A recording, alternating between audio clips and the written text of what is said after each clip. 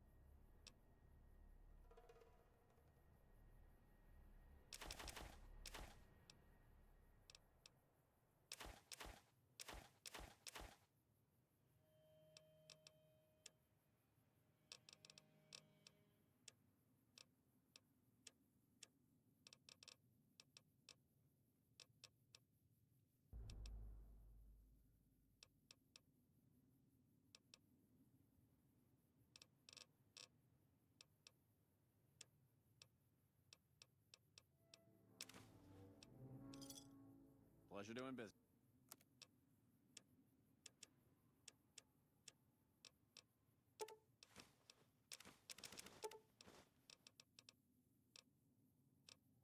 Thanks. Hey there.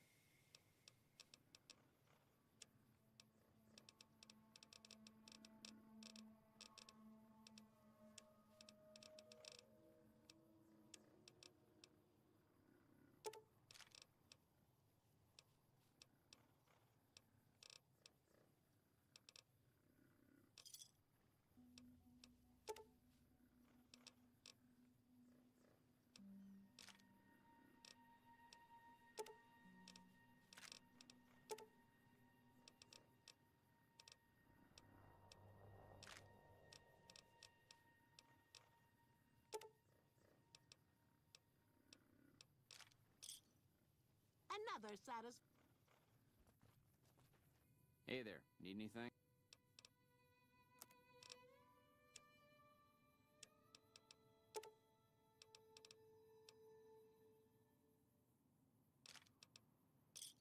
Thanks.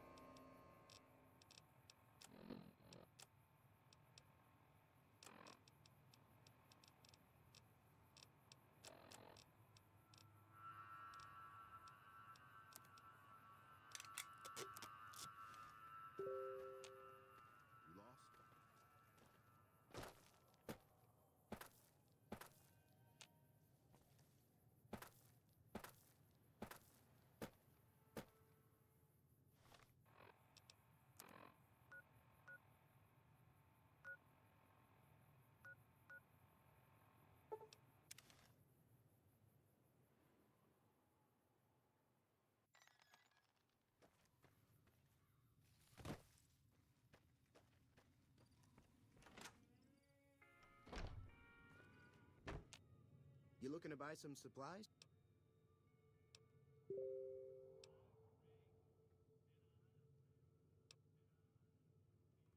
All right. I...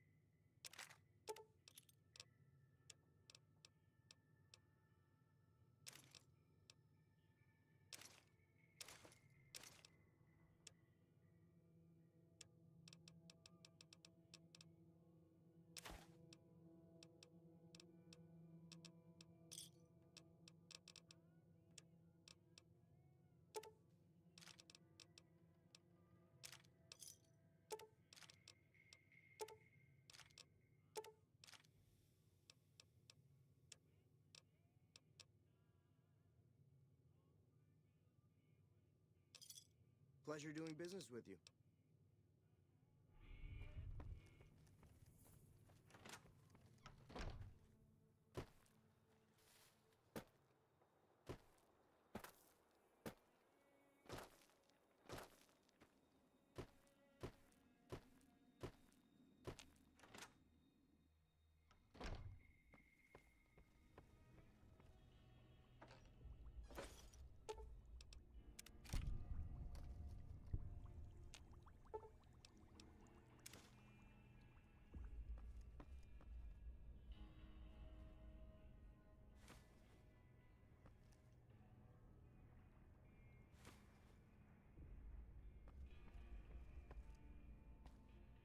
Welcome back.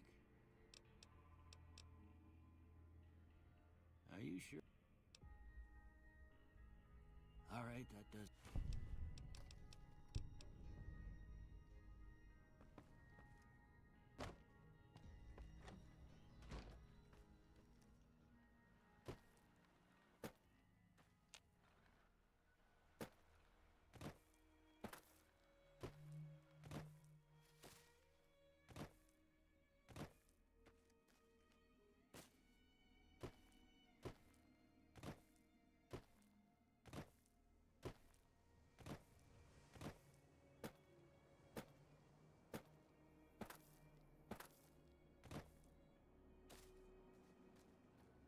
We ready to move or what?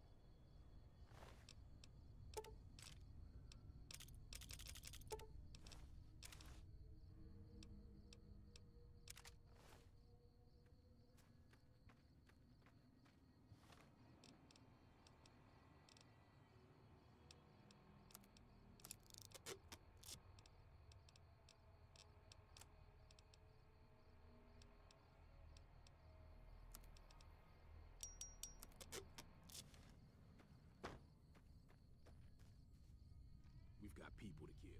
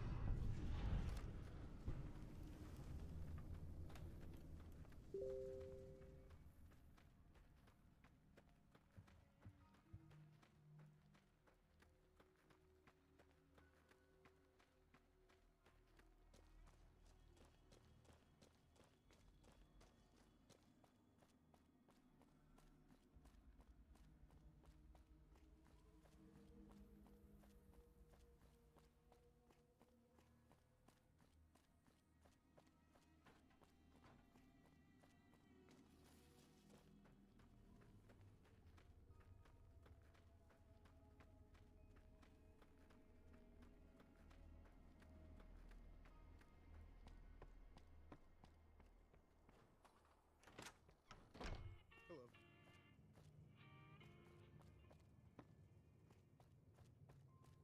I won't make any trouble for the gang.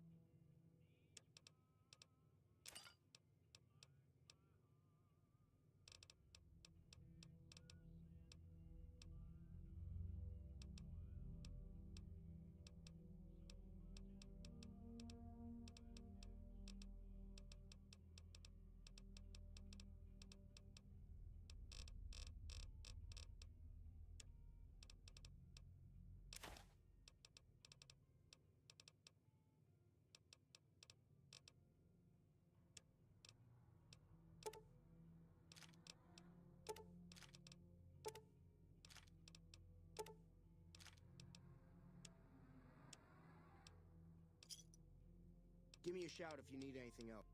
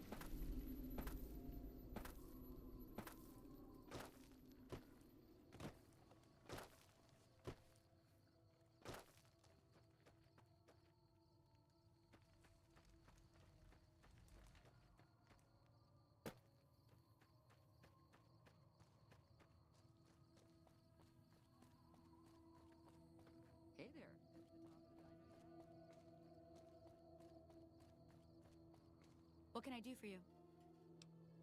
That's not so bad. I'll have you looking as... All right.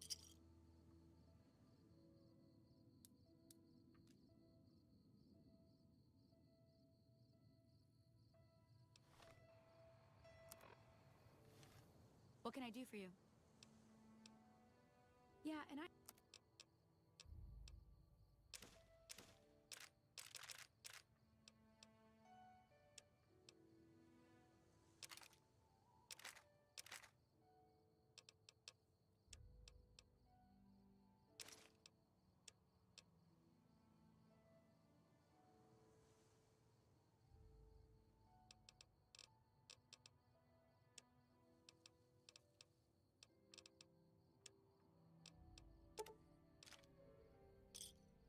Another satisfied customer.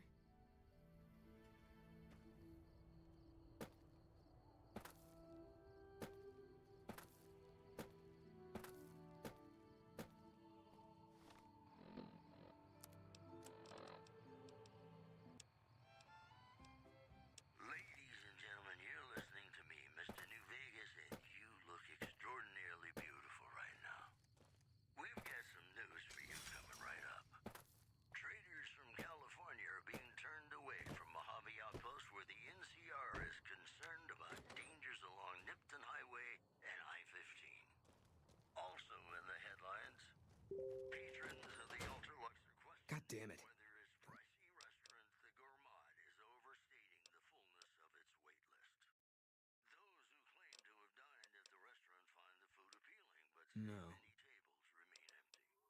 Today's headlines were brought to you by Prem. Prem, the other New Vegas. More tracks coming your way right now.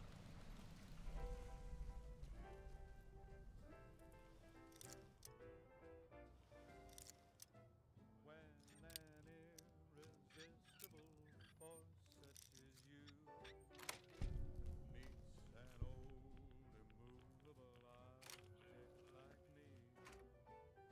you can bet just as sure as you live.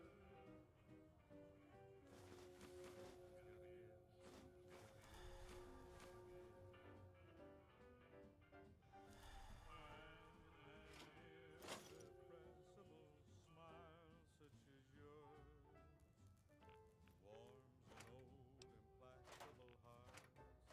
implacable heart such as mine. Don't say no, 'cause I insist. Well, someone's gonna get kissed.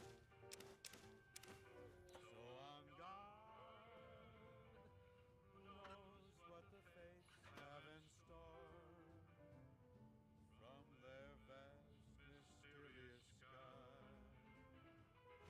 I'll try hard, ignoring those lips I adore. But how long can anyone try? Fight, fight, fight, fight it with all of our might. Chances are some heavenly star-spangled night we'll find out as sure as we live. Something's gotta give, something's gotta give, something's gotta give.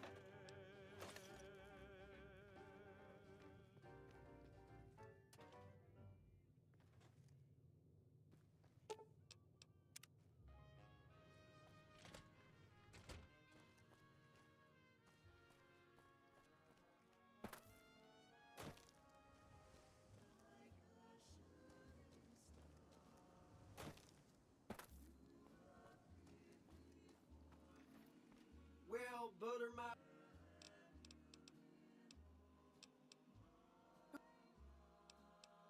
Seeing how... Well, this ain't New Vegas, but I...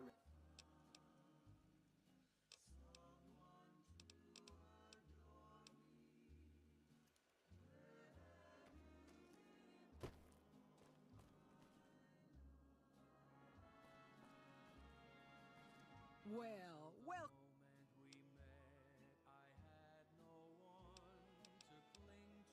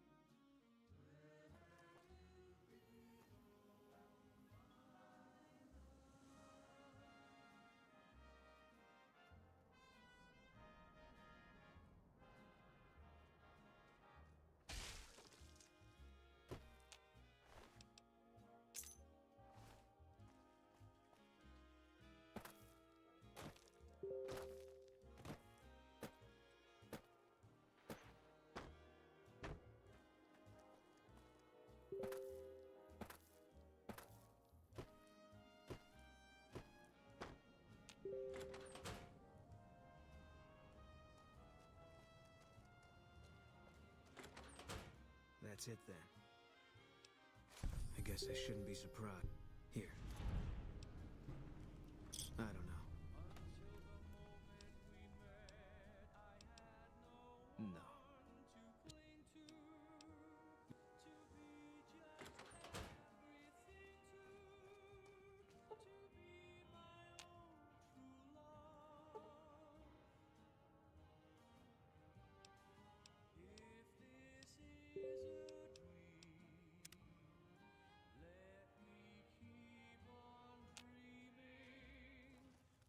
Welcome to the Dino.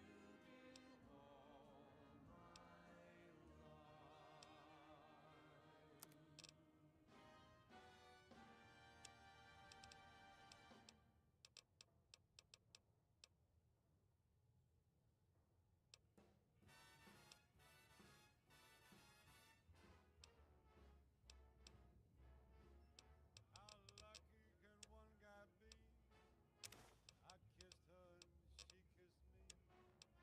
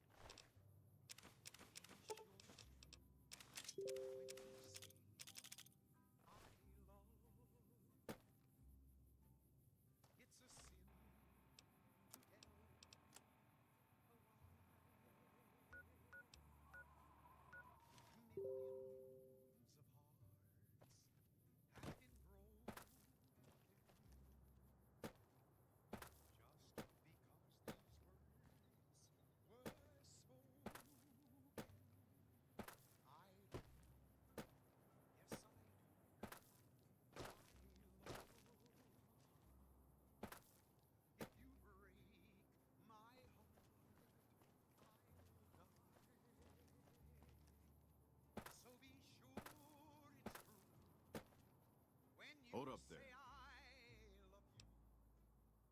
It's a sin to tell a lie. Either that little head of yours is gonna sail into the Colorado courtesy of a Legion machete, and if I find out you're friends with the Legion, You got sense enough to know it's a sin to tell a lie.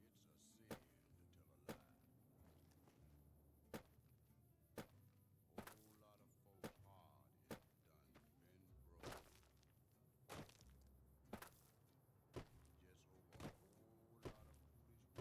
foolish words that's been spoken. I love you. Yes, I do. I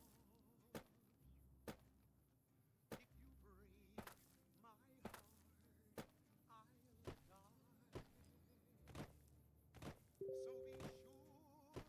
So be sure it's true when you say I love you. It's a sin.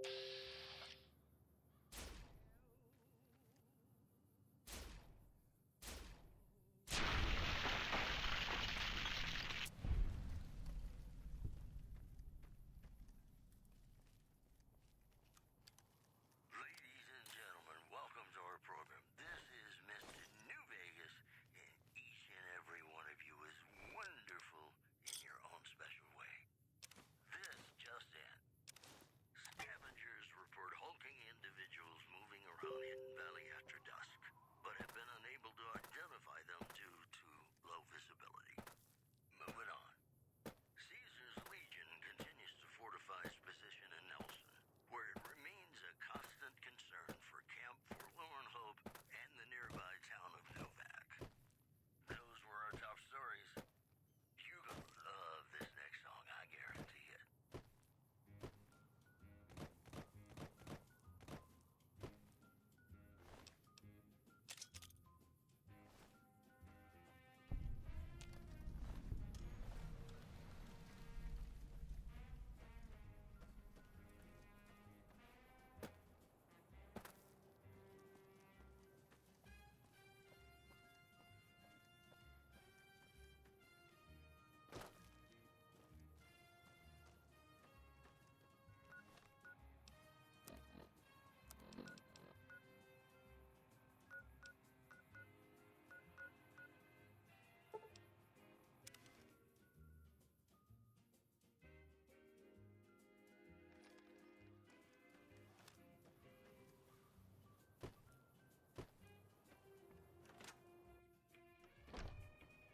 You looking to buy some supply?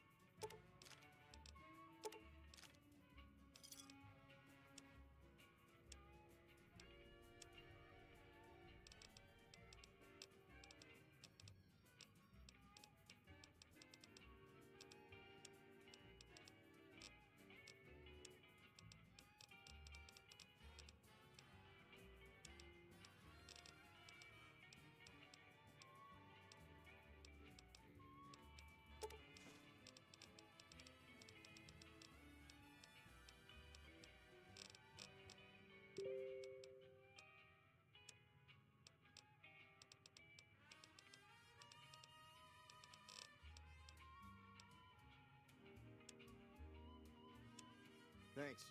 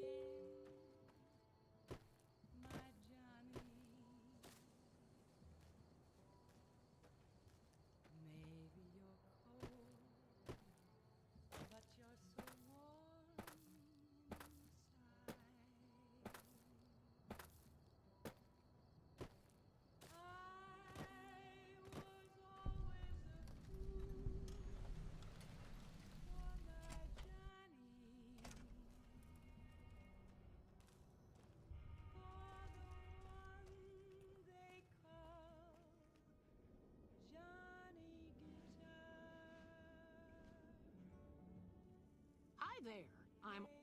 You might have noticed. Johnny Guitar,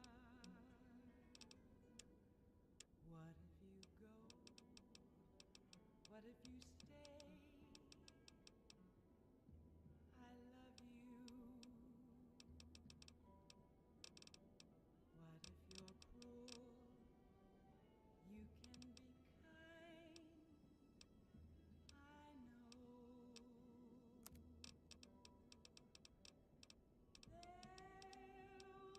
There was never a man like my Johnny,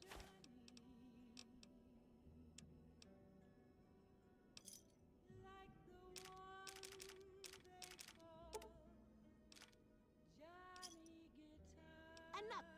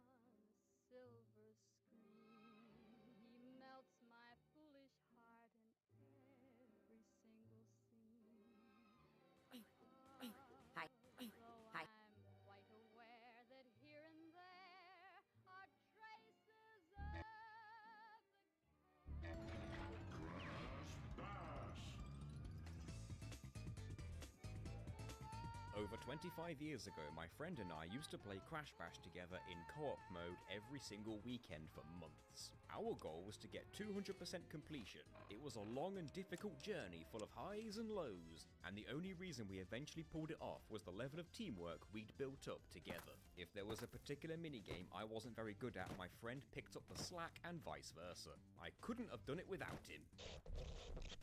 Or could I? Can you beat Crash Bash's co-op mode alone? Let's find out.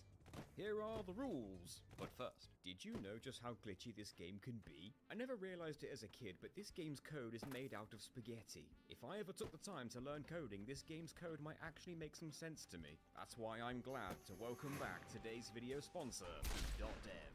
Coding can be interesting, but let's face it, learning how to code is boring. Boot.dev knows this, so when they created an online tool to help teach coding, their priority was to make it fun.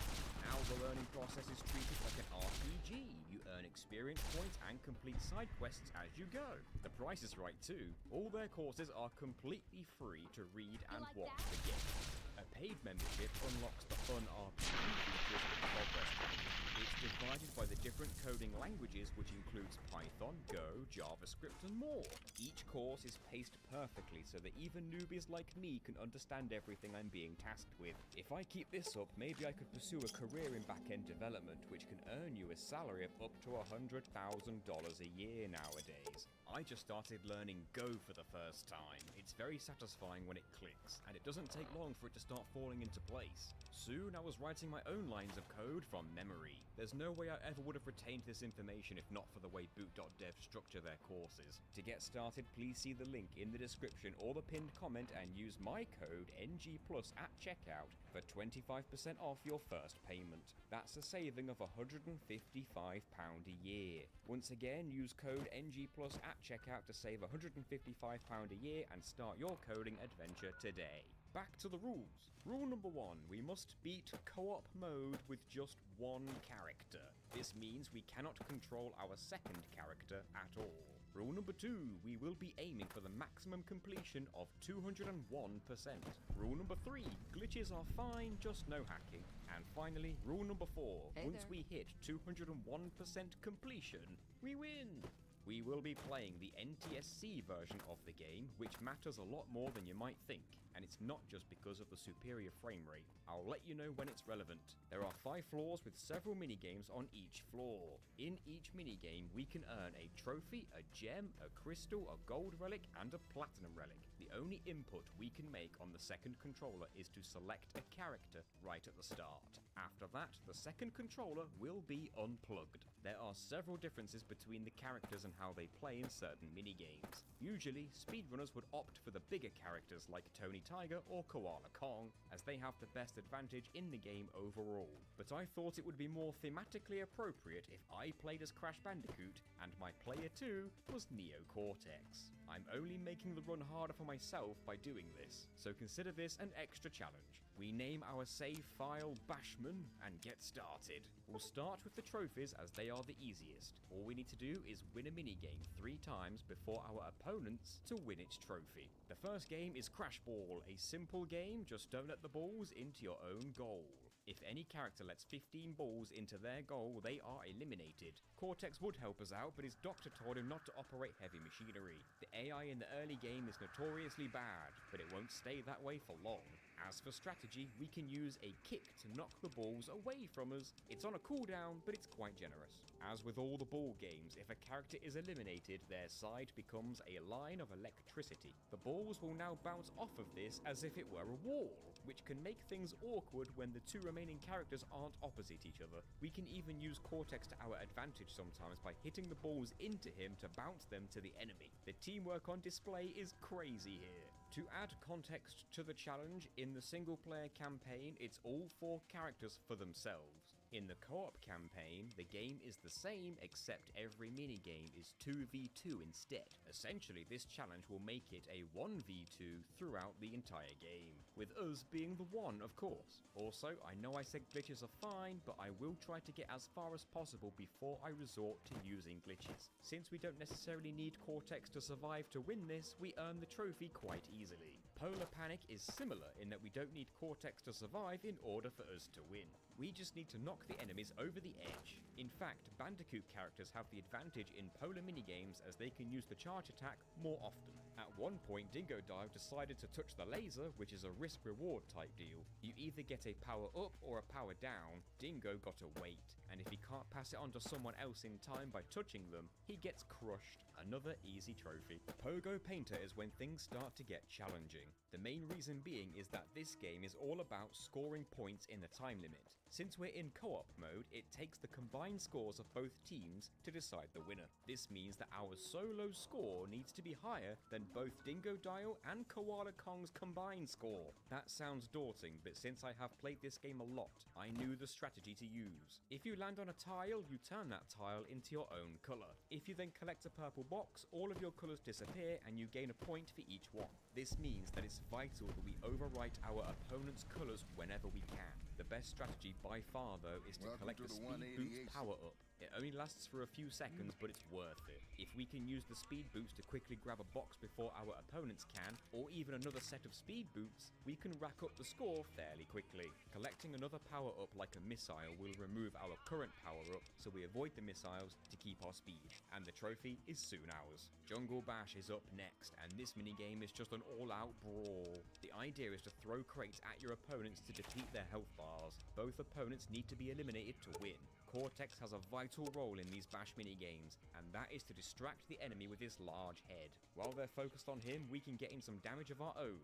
It also helps that Crash's melee attack in these types of games hits all around him, and this can help to knock the crates out of the enemy's hands. Combine that with less than impressive AI, and this trophy isn't that hard at all. That is the fourth and final trophy of the first warp room. If we want to move on to the next warp room, we must defeat a boss. And the first boss is Papu Papu. The fight resembles a bash-style minigame, but with extra gimmicks. We avoid the flipping tiles on the ground, defeat the mini bandicoots, and hit Papu when his shield is dropped. Cortex even survived this boss fight, which is more than I can say for Papu. He's dead. He's straight up dead. You don't survive that. R.I.P. The first game in the second warp room is another variation of the ball minigame. The only real difference is that we have magnets that can be used to attract the balls and then launch them all at once. In fact, Cortex being eliminated early on can help us out, because now Koala Kong is launching balls into a wall, and they just bounce right back at him. The same thing happens to us when Dingodile is eliminated, but then the strategy is to let our magnet wear off without launching the balls. They will just slowly roll away instead.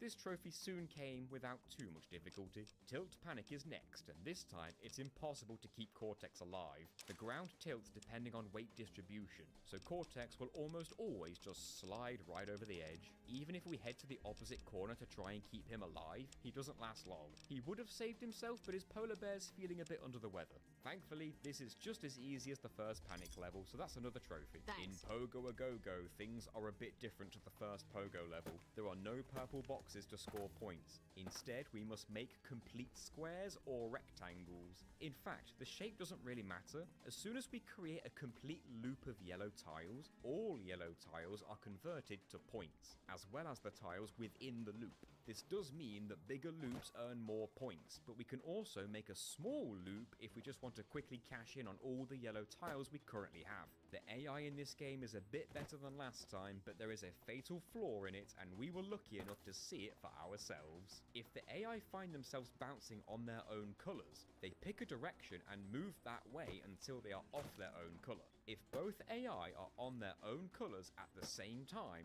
right next to each other, and they both decide to move towards each other, they get stuck trying to get by each other forever. It's like two people bumping into each other on the street and then both going the same way at the same time for 30 seconds. Thanks to this, my score alone was more than double their combined score. I wish that could happen every time though, because the third game was very close. We just scraped the trophy this time. Space Bash is my favourite minigame. The floor can be damaged from the TNT and nitro explosions, and if you fall down, you're eliminated immediately. This is perfect for scoring quick wins, and often Cortex would survive with more health than me. That was the quickest trophy so far. An original minigame next, Desert Fox. It's a 2v2 tank fight, but as usual, it's actually 1v2 in this run. The thing to remember is that friendly fire is definitely a thing, which also means we can damage ourselves if our own bullets bounce back at us. However, the same goes for the AI, and they shoot themselves surprisingly often. We still have a tough time winning this one solo though, and the AI got the first 2 wins in a row. In the third game, Dingo defeated himself with his own mine, and Kong defeated me. Cortex would have fought back, but his tank was malfunctioning. Kong must have suffered a concussion at some point though, because he shot himself and then he blew himself up with his own mine. He killed himself! Cortex won! The next game was a complete disaster for the AI. They got stuck on each other for a while, then they both laid down a mine each, both of which dealt friendly fire damage back at them, and we won by barely doing anything. I swear the game will get harder later. We were able to scrape the third win for another trophy. We have all 9 trophies so far, but to face the second boss, we also need 6 gems and 3 crystals. We decided to go back through the minigames and see if we can earn the gem and crystal for each one. Thankfully, we only need to win a single round for each gem and each crystal instead of 3. The criteria for victory is a bit different when going for these extra collectibles. For example, the Crash Ball gem sees both teams with a combined score. Cortex and I have 18 and the enemy have 30. If Cortex and I let 18 balls in across both of our own goals, we lose. If the enemy lets in 30 balls in across both of their goals, they lose. So basically, to earn the gem, we must win the game with a handicap, but in this challenge, that handicap is much worse. If Cortex lets a ball into his goal, it hinders me as well. This means we have to make a conscious effort to kick the balls either upwards or to the left, because kicking them into Cortex's goal is just as bad as letting the balls into our own goal. This is where the true difficulty of this challenge starts to show itself. We tried this for over an hour and we just couldn't pull it off. I think my best performance was getting the AI score down to 6, but that was a miracle. So instead, we give the crystal a try. We're still handicapped, but with a bit more of a gimmick instead. For this game, we cannot use the extra kick to knock the balls away from us. The AI still can, of course, but at least I don't need to care about Cortex letting balls in this time. If we can't use the kick, we need to take full advantage of what we can do instead. In the ball minigames, if we hold either L1 or R1 while moving, we can move faster at the cost of accuracy and control. Knowing when to use this and then slowing down again when we need precise positioning is the key to winning this, and we only just pulled it off with a single point left. That's our first crystal.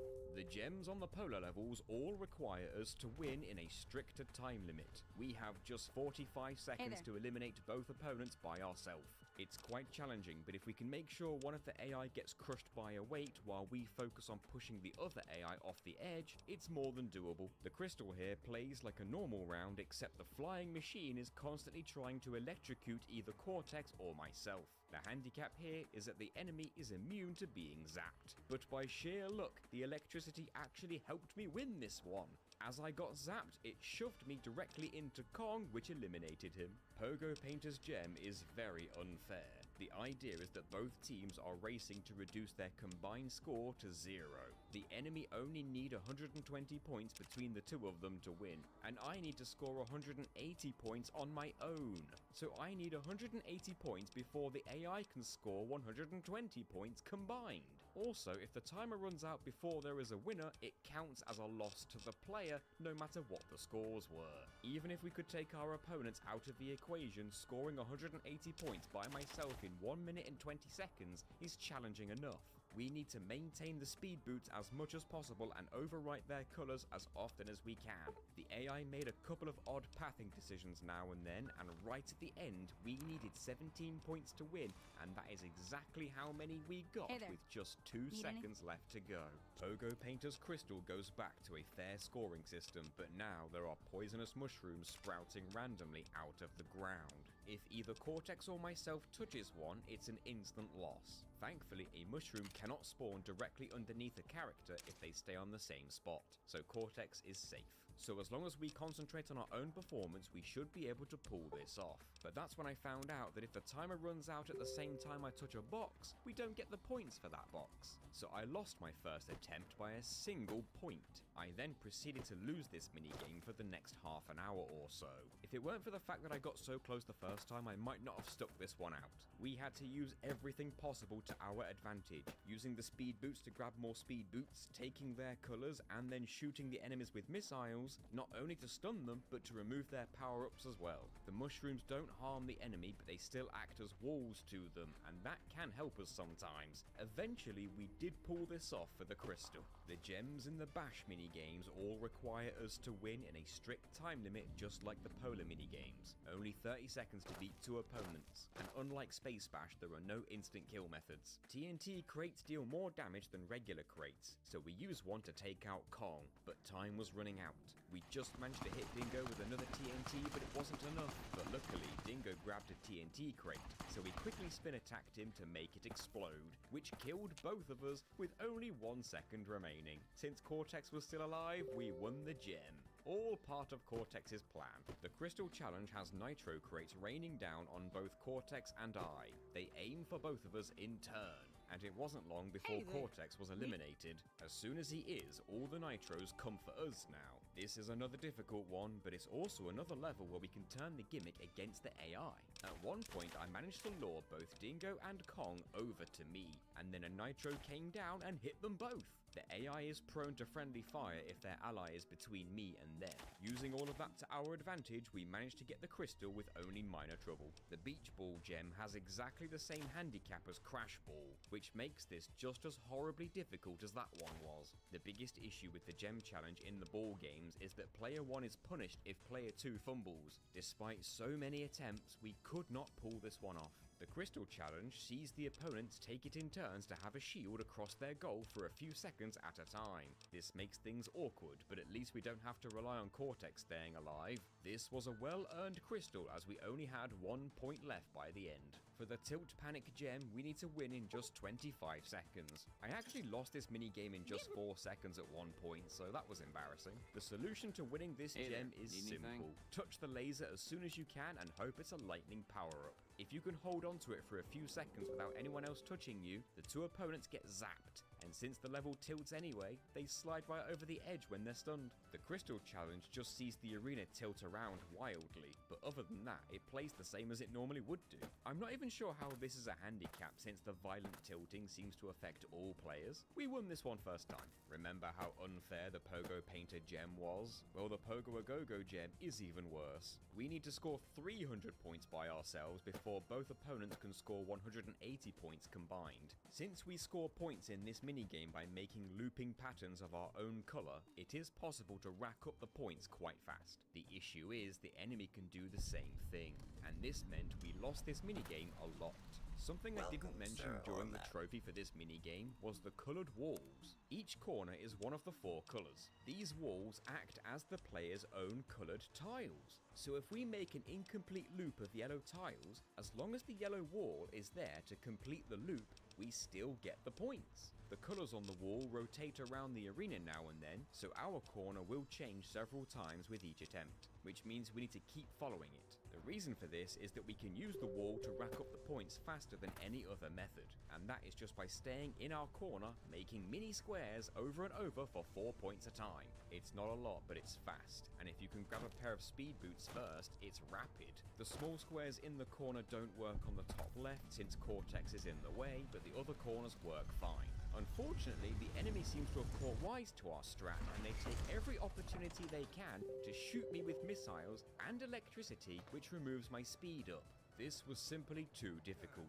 In the end, we gave up on this gem for now, and we moved on to the crystal. The rules are majorly different now. We must win with the highest individual score.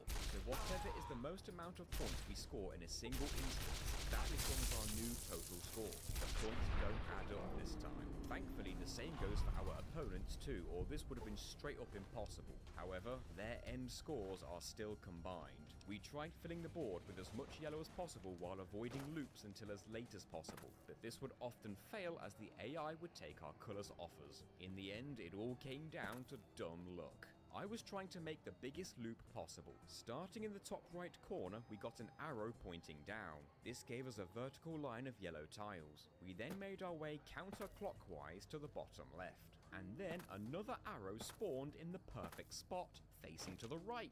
This completed a massive loop consisting of 56 tiles. This was higher than the enemy's current combined score of 32. So now the rest of the minigame needs to be spent getting rid of all the green and blue tiles we possibly can. If they can't score any more big points, we can win this. We can even focus on shooting them with missiles and electricity to slow them down. In the end, they only got 38 points combined, and we won. To the atomic I destroyed them! How did I get 56? That took ages. For the Space Bash minigame, we just need to win in 30 seconds. And since this minigame has destructible floor, we can just pick our spots and spin them into the holes for instant kills. Or at least that was going to be the plan. We ended up winning without the holes in the end. To earn the crystal here, we have to win without the ability to pick up crates. We can still spin them into the enemy, but it's harder to aim this way. An alternative strategy is to just not press anything at all. It seems to be working for Cortex, so we may as well give it a try. We go AFK and let the AI do what they do best in this level. Run around randomly, blow themselves up, stand on TNT crates, miss many of their throws, and eventually end it all by jumping down a hole. That's another crystal. I thought winning a game of Desert Fox in 30 seconds for the gem would at least be a bit challenging, but all the AI did was miss their shots, blow themselves up with their own mines, and then hit each other with friendly fire, which handed me the win in 26 seconds. When going for the crystal, there's a water pit in the center, and if the spinning periscope sees us, it fires a bomb at us, which removes over half our health bar in a single hit. Of course, this means Cortex doesn't last long, but we were able to clutch it out in the end. Now we can face a very easy boss fight. Having 2 players really doesn't make this one any easier.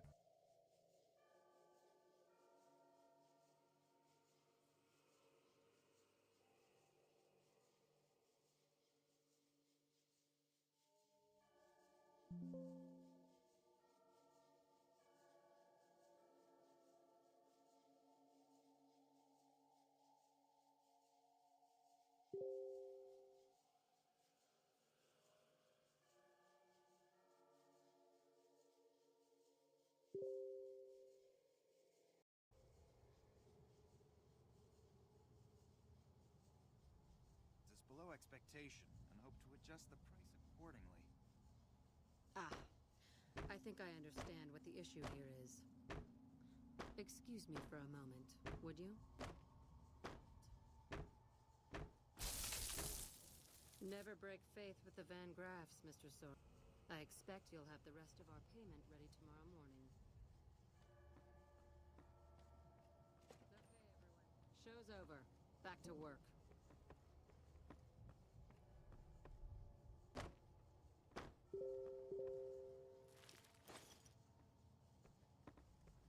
Welcome to the Silver Rush.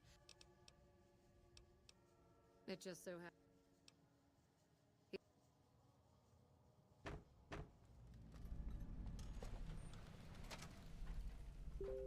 Welcome to the Silv.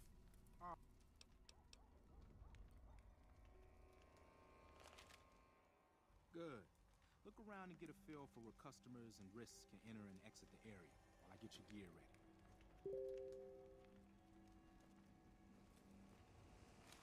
Okay, now, standard issue is your run-of-the-mill Good.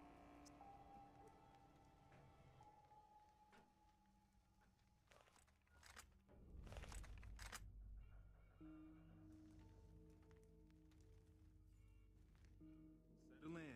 You've got some hours left before your shift ends.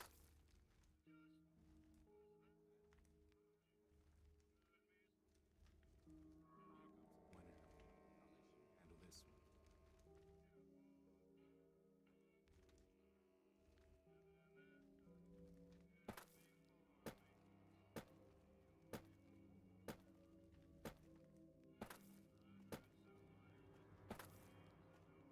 There.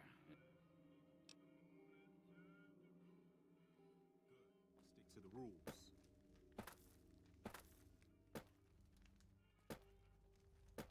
Another. You.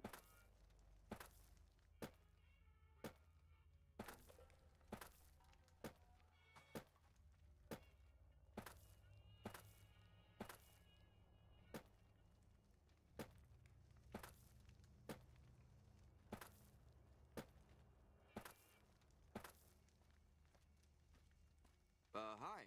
I was... Fine. He's clean. See? Not so hard, is it?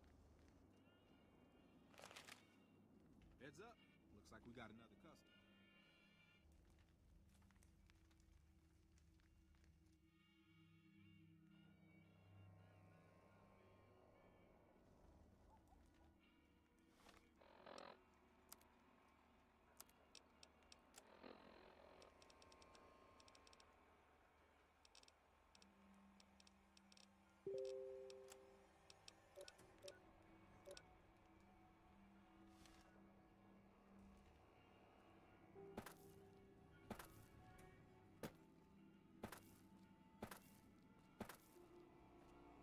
Howdy.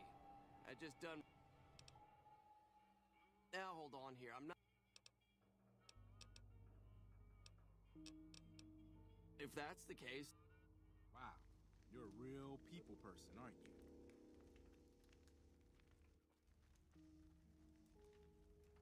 Looks like that guy's headed this way. Don't screw it up.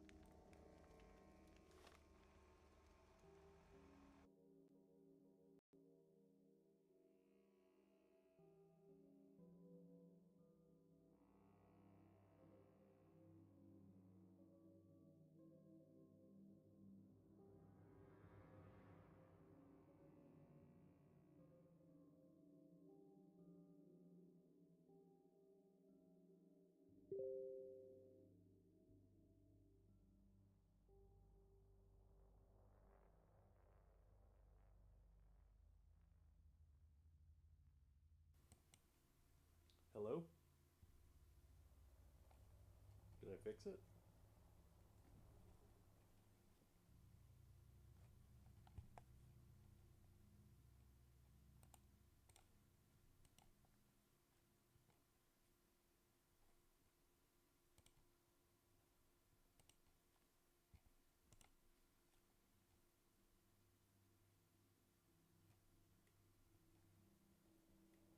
Hello?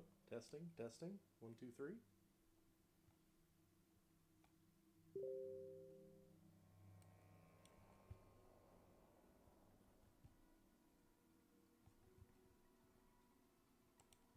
Okay, there we go. Now that that's fixed, yeah, I'm doing laser crit build, and I'm probably going to side with the Legion, just because I don't do it very often. I also don't do lasers very often. I thought it would be funny to do lasers and Legion, considering they're entirely antithetical to each other.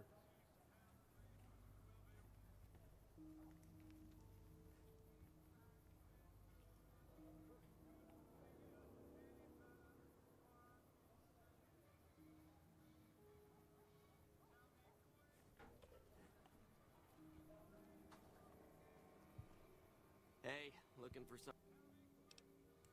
That's not really necessary. Damn, I... Hey!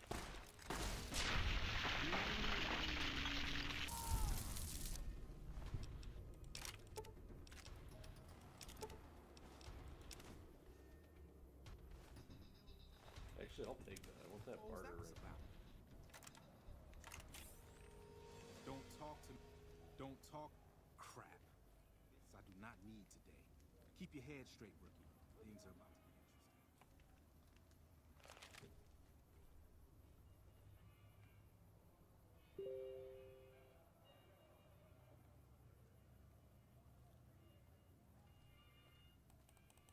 Hey, Simon. How's it hanging? Looks like you've got a little helper today. What can I say? Business has been good lately. We can afford to help. Good to hear, buddy. Where's the boss lady in? You know she is. Why don't you go in and say hi? Nah. My ADHD is going crazy when I do quests where I just have to stand there, if you couldn't tell. Actually, I got a better idea. I would. Anyway. Way to keep your head, rookie. There's hope for you yet. It's just about closing. Oh, I'm gonna...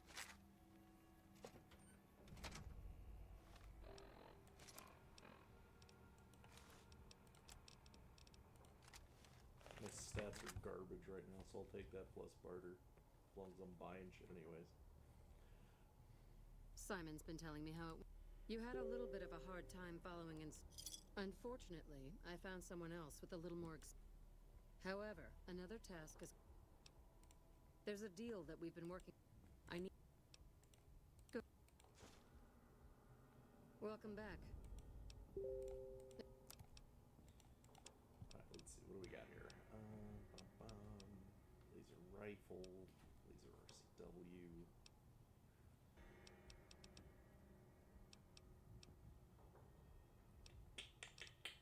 I still don't think I can afford that.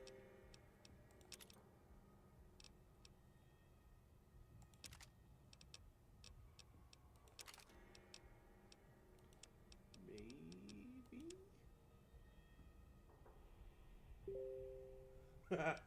I'm sorry about that. I can try and mute it. Give me 1 second.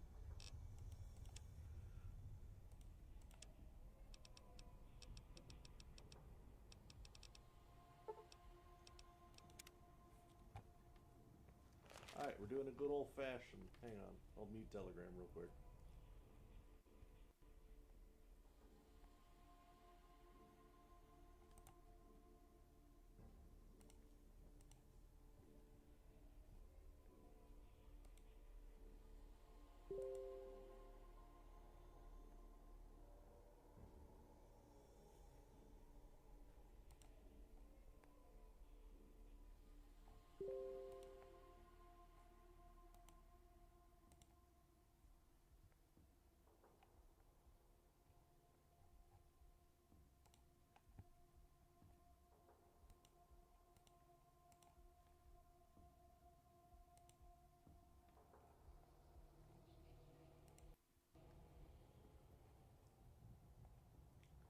Alright, there we go.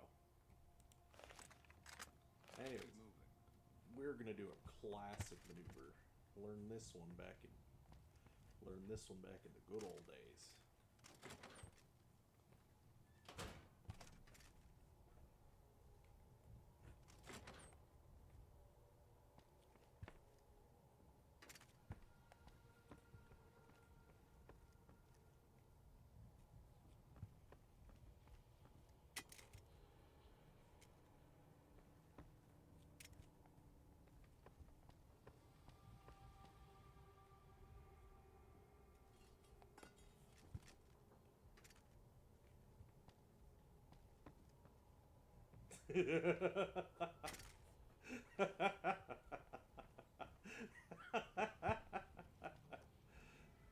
Don't mind me, everybody. I'm just taking every single piece of merchandise you have into the bathroom.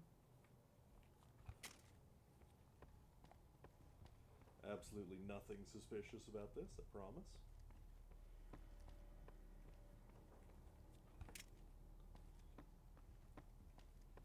Should I steal the ammo too? I kind of want to steal the ammo too.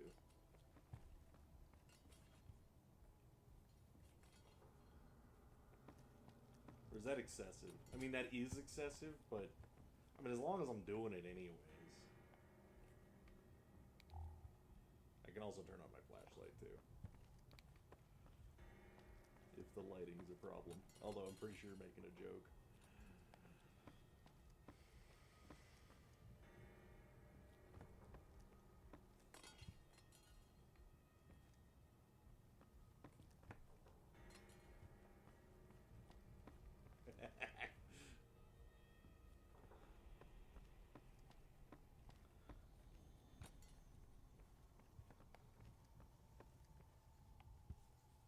I like your spirit.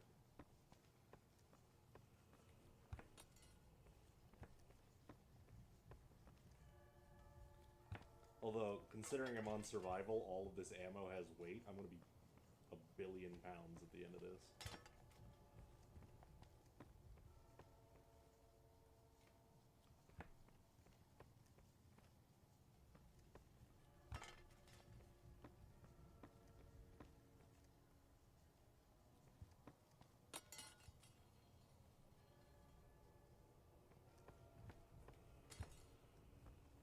Why does this count as stealing in the Elder Scrolls games? Like, if you pick it up and carry it away, they'll treat that as still stealing, but they don't in the Fallout games. I've always wondered that.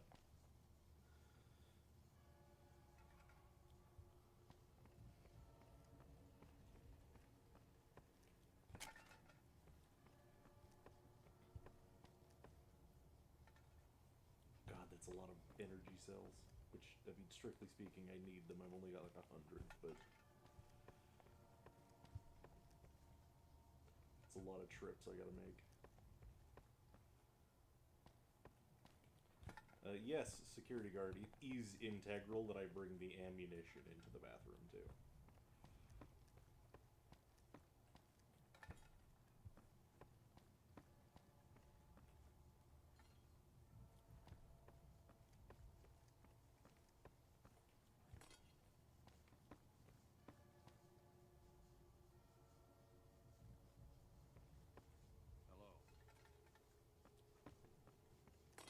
Makes sense.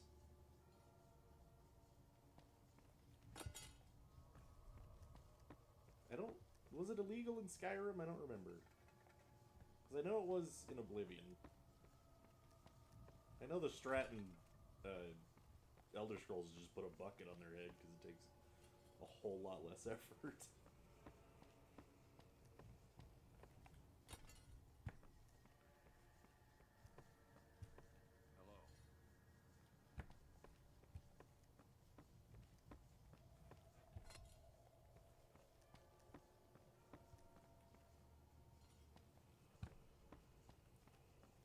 Skyrim? I couldn't remember. I haven't played Skyrim in a while. Especially not unmodded Skyrim. And at that point, everything's out the window.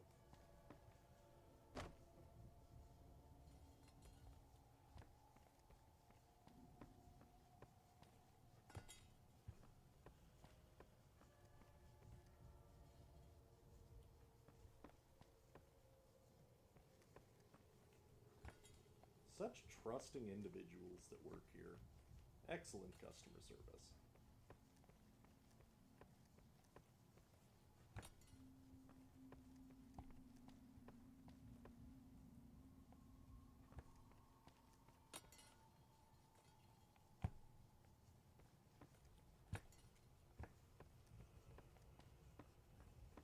Morning. Is it morning? Yes, it is morning.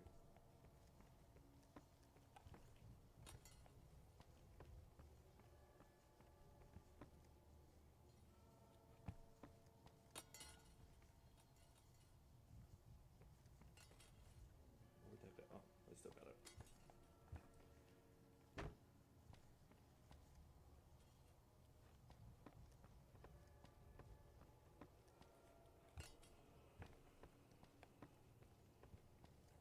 Hey. Hey! That's a drained one. What? I don't want your drained cell. Fuck you.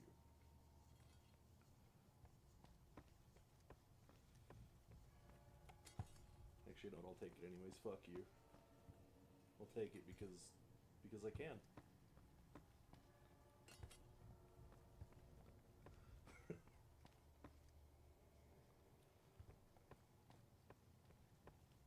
Gloria wondering where all of her merchandise went. She's like, where did it possibly go?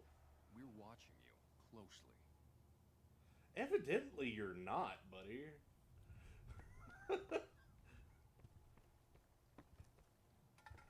Like, that's real intimidating and all, but, like, evidence points to the contrary.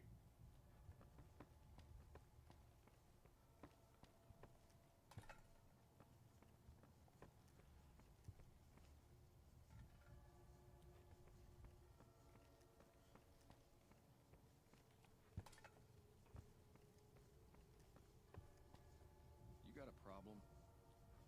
Yes, I do have a problem that all of your crap is not yet in the bathroom.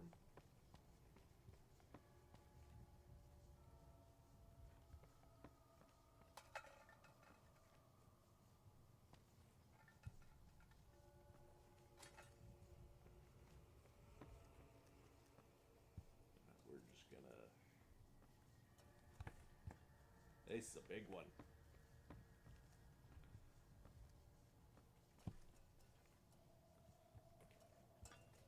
Fallout also doesn't give a shit whether you steal something or not. You don't have to find a fence to sell.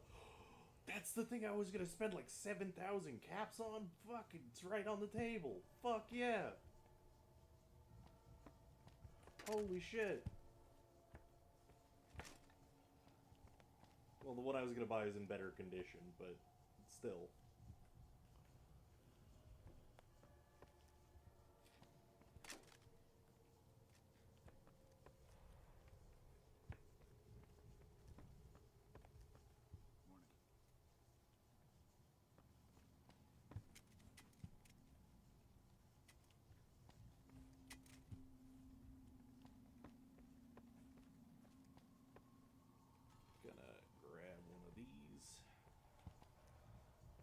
You have no idea how useful a flamethrower is in the bathroom in Vegas.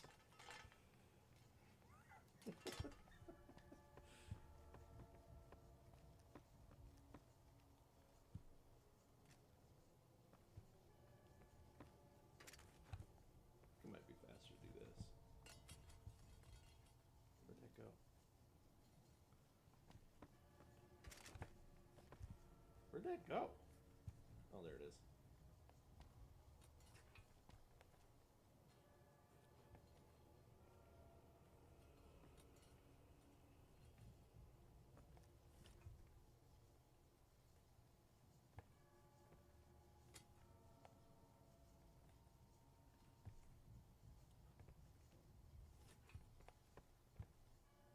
Oh my god, there's like 500 more energy cells.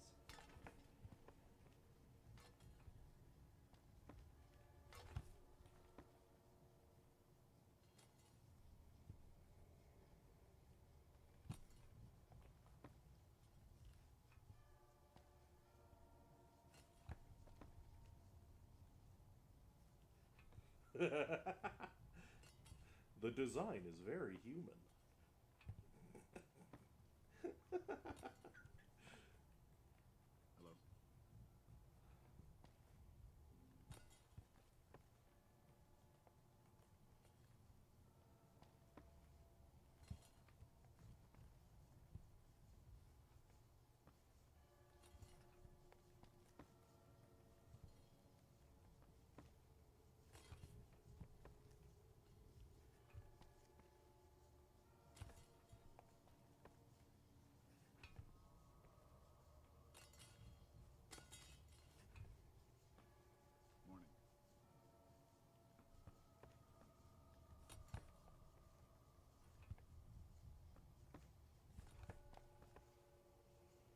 On the bright side, I have a plan for once I get everything up here.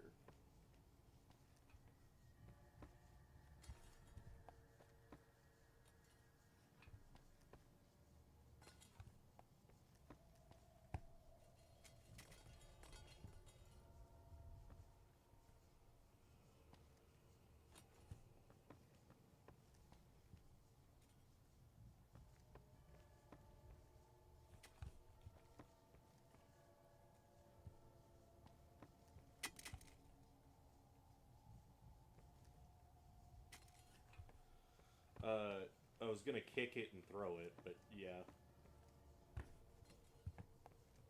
If I had a stealth boy, I'd have just been doing that this whole time.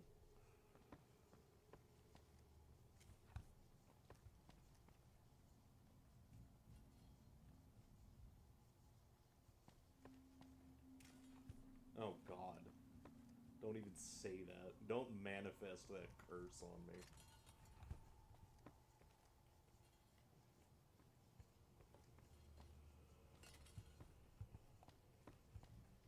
That man just walked over the merchandise I'm stealing. What a Chad.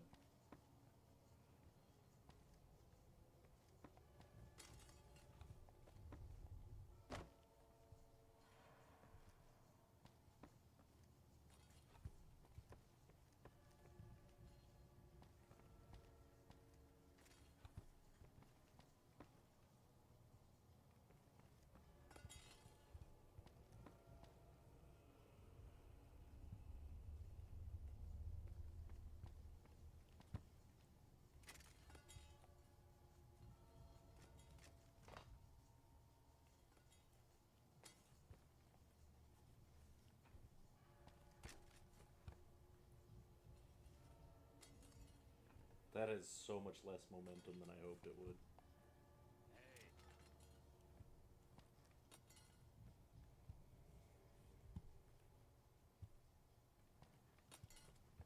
Well, that's unfortunate.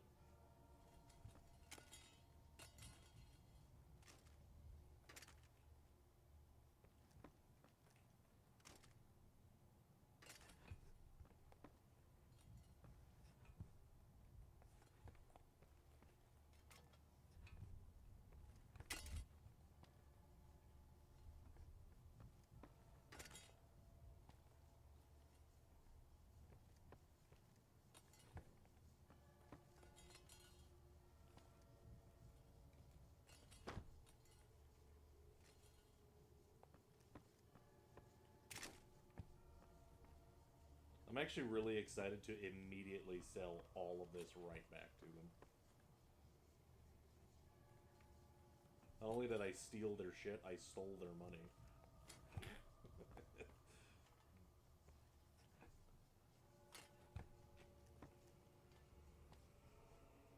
It's still got the fucking receipt on it, and I just hand it back to him. It's like, yeah, I'm gonna sell this to you.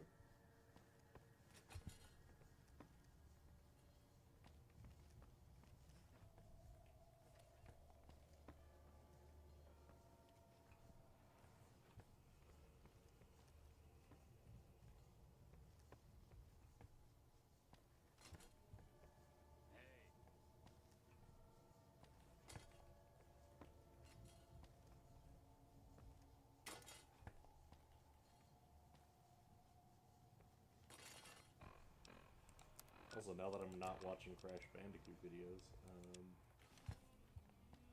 let's get some ambiance going.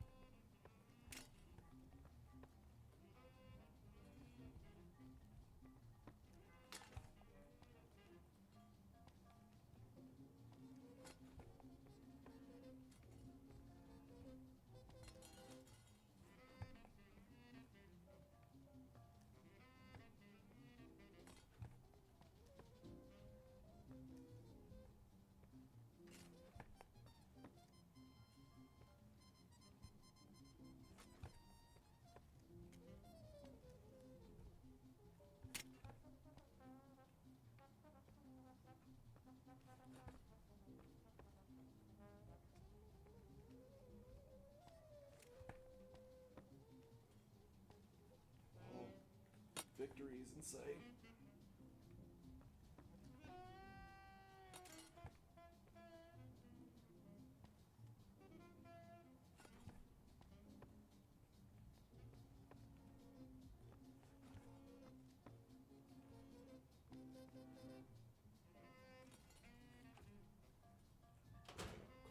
close that. I'm gonna quick save real quick. What do you mean detected? What do you mean detected? You're listening to Radio By New who? Vegas, your little jukebox in the Mojave Wasteland. I am Mr. New Vegas, and By I'm who? here for you. All the latest news coming your way right now. Word out of Camp Golf is that many NCR Rangers can expect redeployment in the near future. Where? One anonymous soldier said it was part of a new strategy. One more story for you. What? The influx of displaced residents to the refugee camp at Bitter Springs has caused a strain on rations there. NCR officials are asking for donations. Those were our top stories. And now, I'd like to play one of my very favorite songs for you.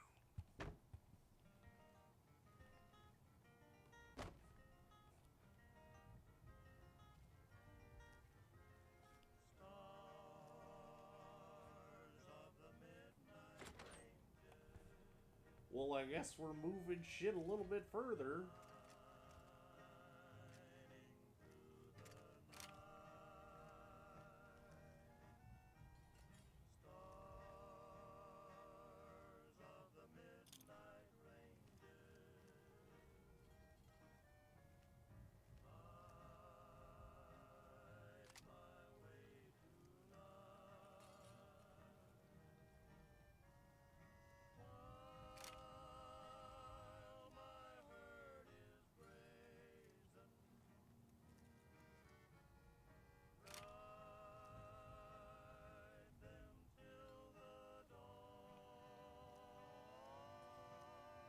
Good to know the Van Graffs have fucking video cameras in their bathrooms.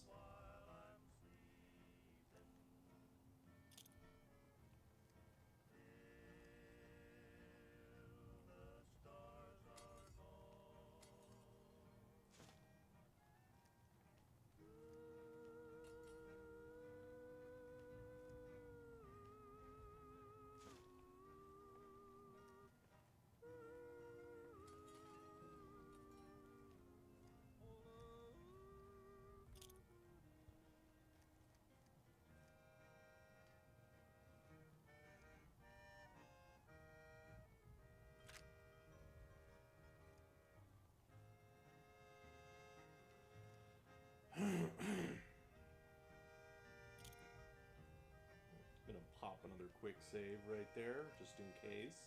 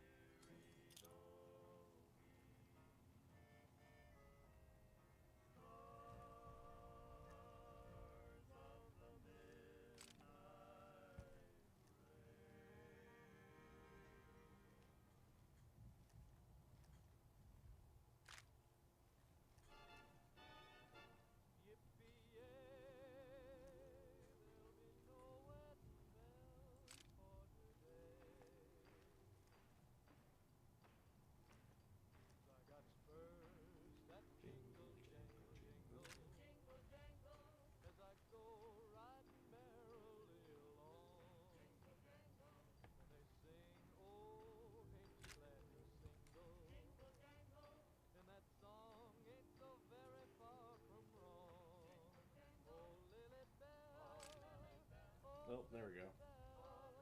Across the line.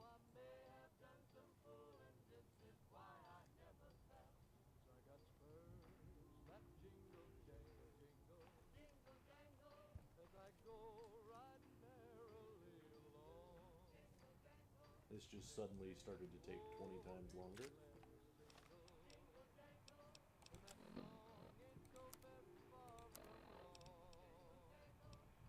I have that weighs a shitload.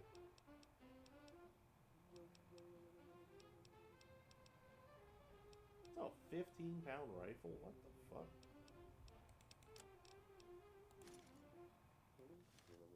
drop my armor just for now.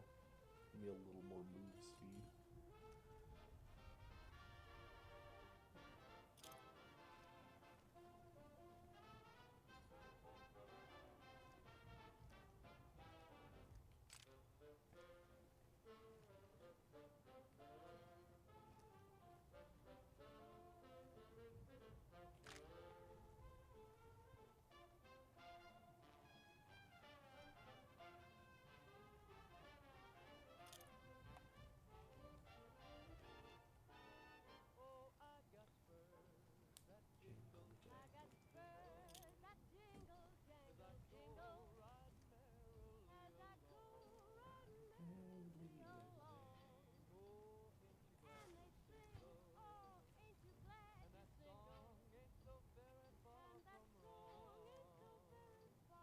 Good thing I play RuneScape so repetitive monotony doesn't bother me.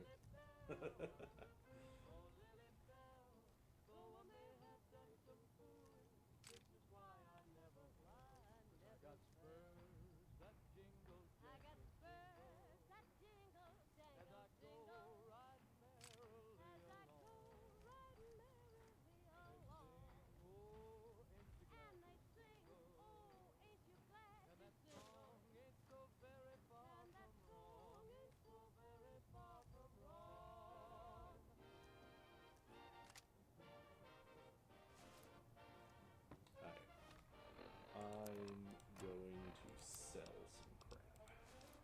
No, I do want this one on still. We'll come back for you other junk.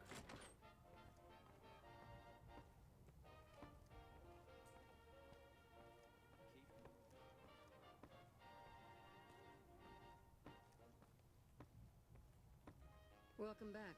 Did you have new... Yeah, I'm just here for the guns.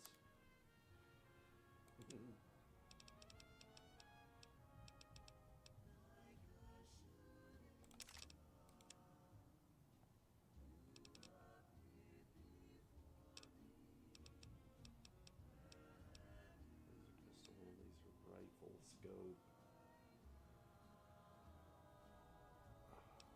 Does that laser focus optics?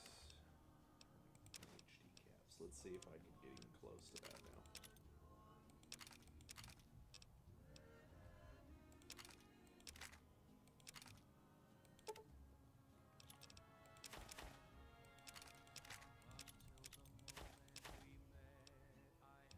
I think I'll keep that just in case I need to repair.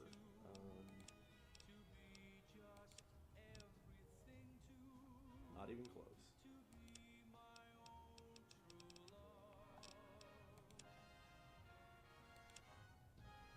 This is condition, damage.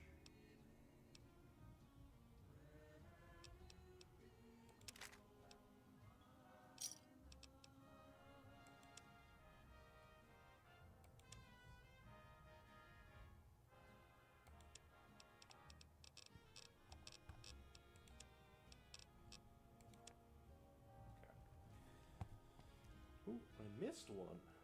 Look at you, little guy. You almost got away safely. That's unacceptable.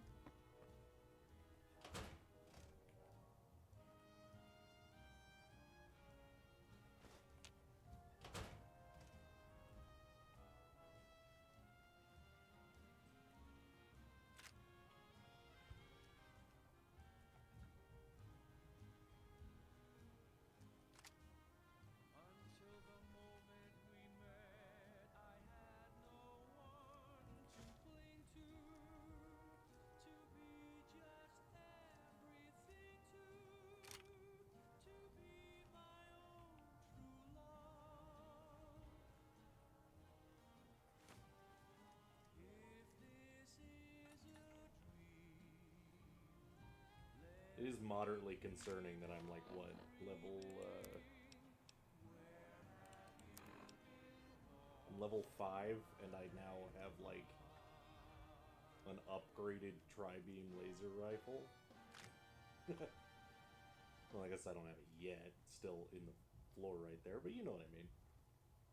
Hey, it's Mr. New Vegas, ladies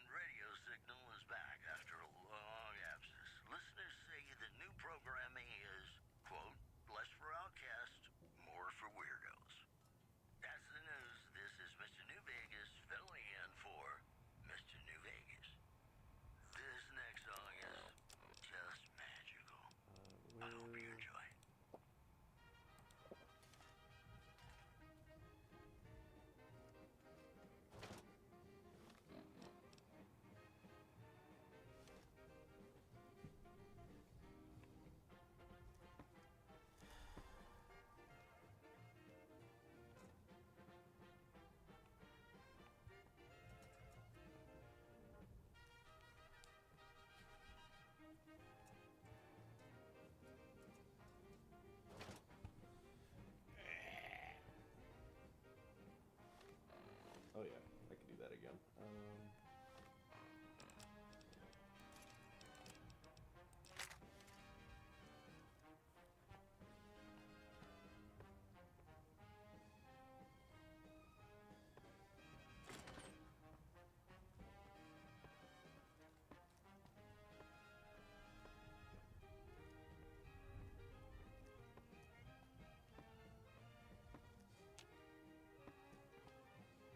Welcome back. Don't need that. I might keep the rifle. We'll see what I decide. Oh, let's recharge a pistol. No, I don't give a shit about that.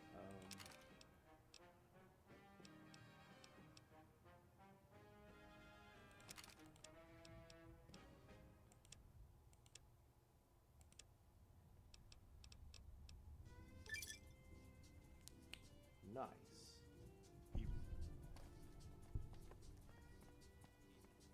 Completed a challenge. Hell yeah.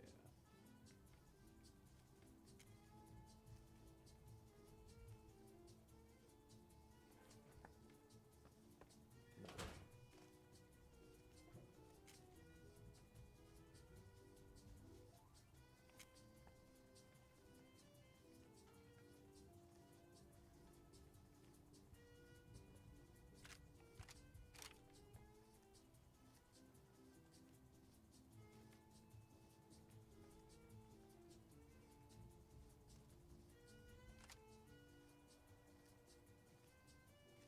Alright, I know by default, normally you can't mod the ones that don't have the, wait, what? There we go. Yeah, okay, so I do need the Gunrunner's Arsenal one. The more expensive one. That's unfortunate, but I wasn't sure. I knew that was how it worked, but I wasn't sure if I had one of my bug fixes did something about that one.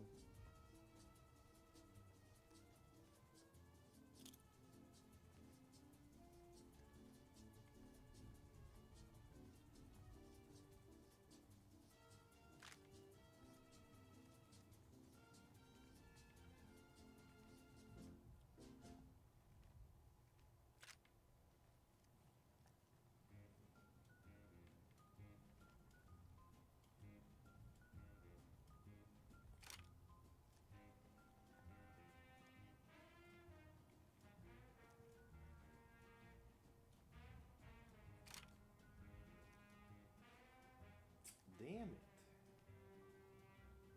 This shit's heavy.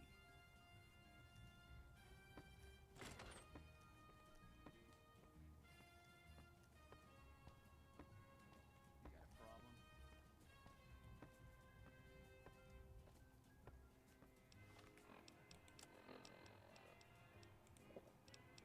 Dirty flour and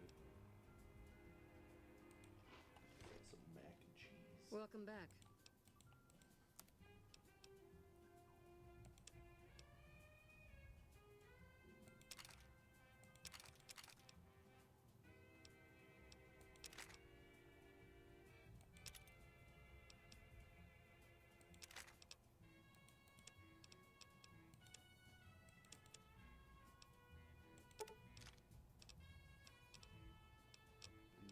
Yeah, I don't need flamer fuel. I want that.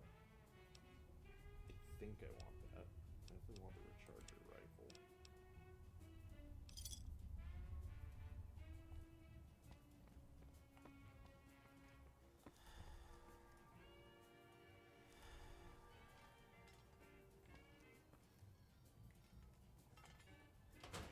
How am I seen in here, for real? How? Where?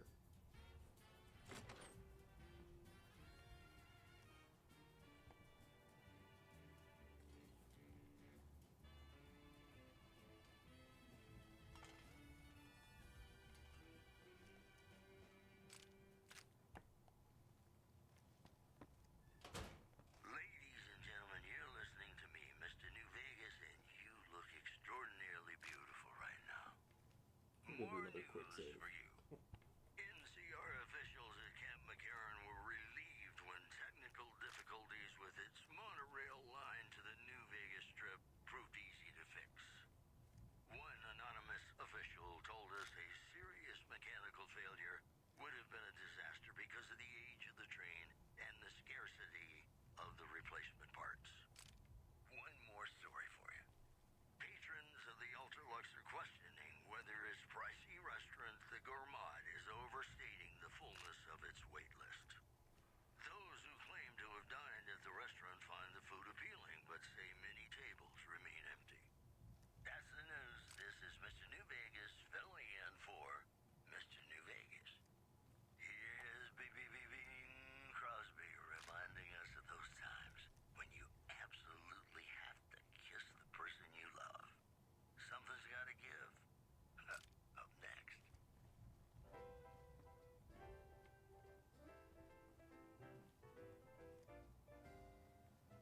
When an irresistible force such as you Didn't it just play this song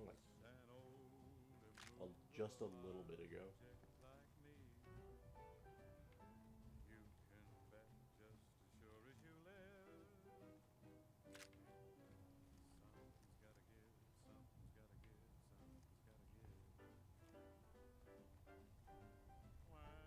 When an irrepressible smile such as yours warms an old implacable heart such as mine. Don't say no, 'cause I insist. Somewhere, somehow, someone's gonna get kissed. So on guard, who knows what the fates have in store from their vast, mysterious sky. I'll try hard, ignoring those lips I adore. But how long can anyone try? Fight, fight, fight, fight it with all of our might. Chances are some heavenly star spangled Still want that for now.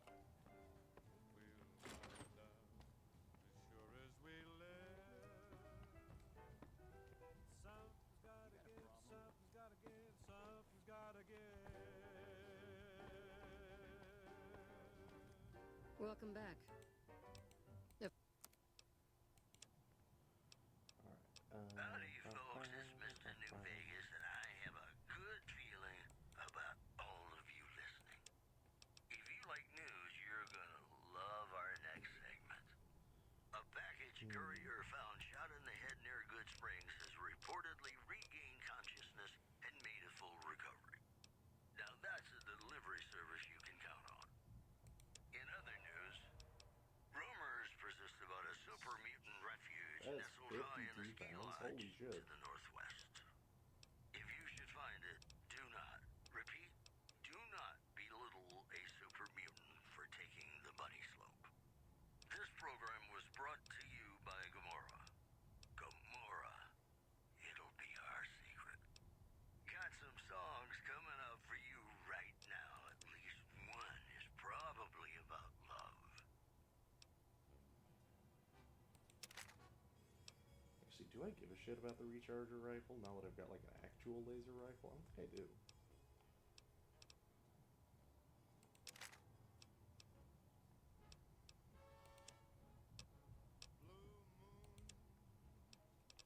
You saw me standing alone, without a dream in my heart, without a love of my own. Blue moon, Any random garbage I want to get rid of? what I was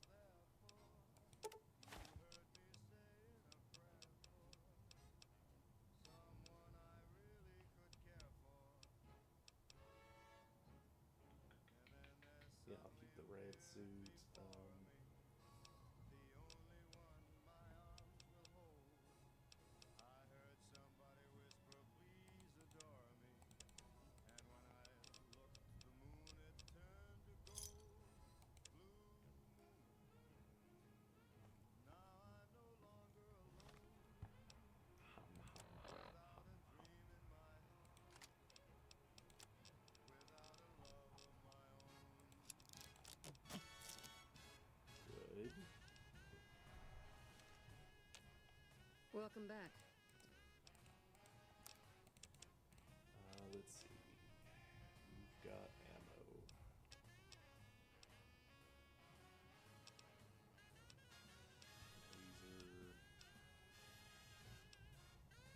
Rifle scope. I think I want that. I'm pretty sure I want that.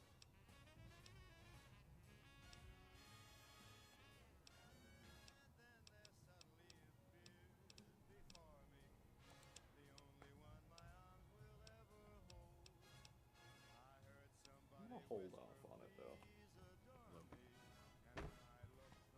No, I'm not. Oh, I found more junk. And it's high value junk. You absolute fools.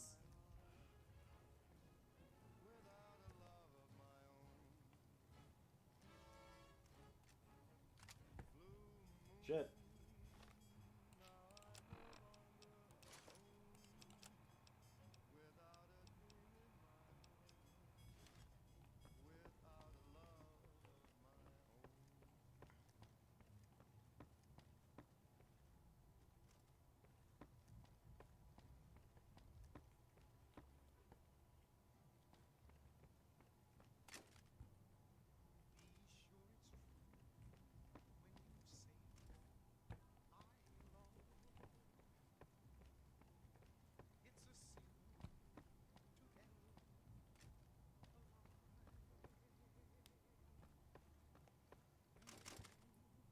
Honestly, the only thing I'm worried about is that I'm gonna need a Gunrunner's Arsenal version of the laser rifle later. Is that a thing? Let's find out.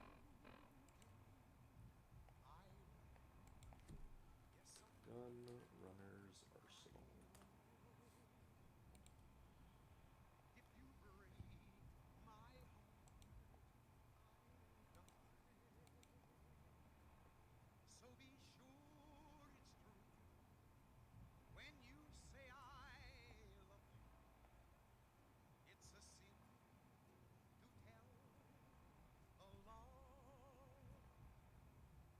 Laser pistol.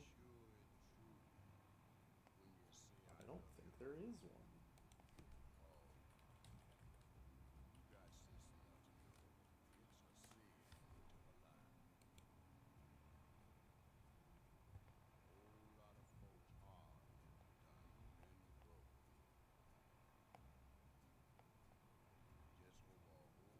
Modifications.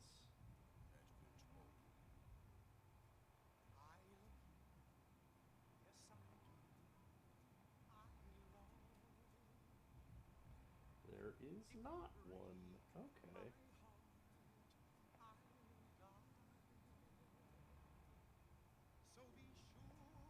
Well, that's perfect then. I don't have to worry about it. Okay.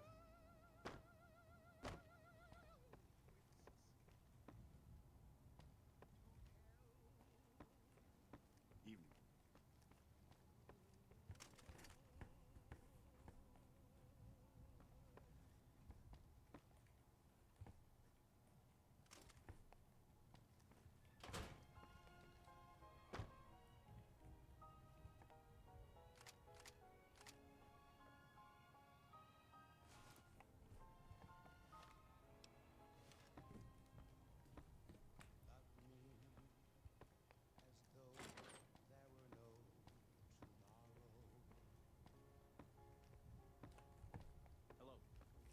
Hello.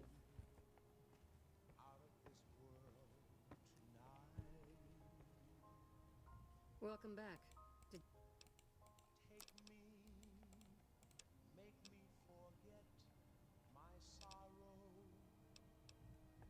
So when I wake tomorrow, I'll know our love was right. Kiss me as though it were now or never. Oh, that's so clutch. I want to get that scope, but I can't afford the rifle and the scope.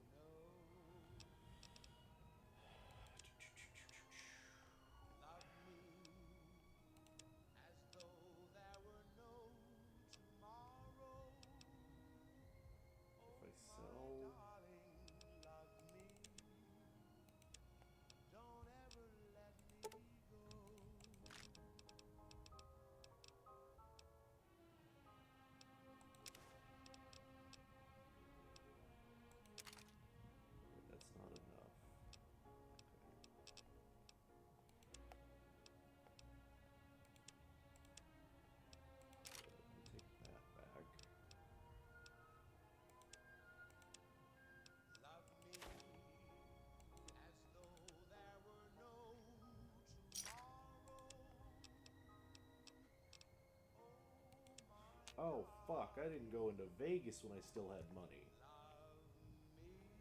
Oh, fuck. I didn't do the test.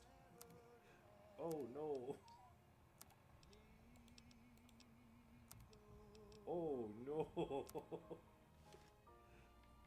Welcome back. Let's see. I'm still overweight. What do I need to sell? Don't want to sell any of my weapons right now. This is Radio New Vegas, and I'm your host, Mr. New Vegas. And in case you're wondering if you've come to the right place, you have. It's just about time to get you some news. Scavengers report hulking individuals moving around Hidden Valley after dusk, but have been unable to identify them due to low visibility.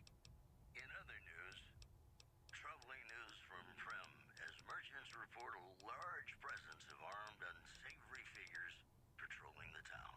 Residents are nowhere to be found. Those were our top stories. In New Vegas, we know the pain that numbers can bring us.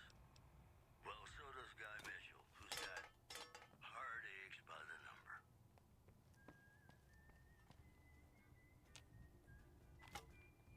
We're watching.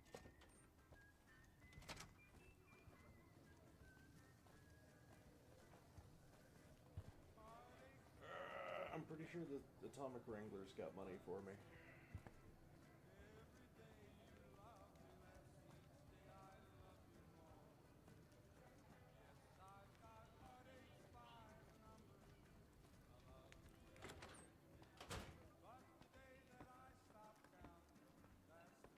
Welcome to the Atomic.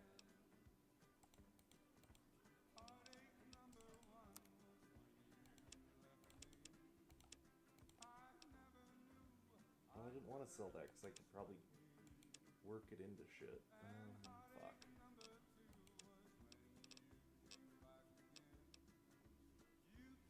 We'll sell the rat suit. Give me a shout if you need anything else. Alright, I gotta find a place to dump some crap.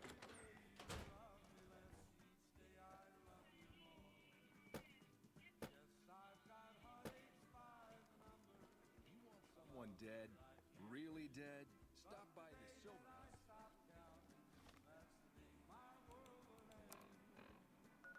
Okay. I should not have gotten rid of all my caps before going to Vegas. That was not smart.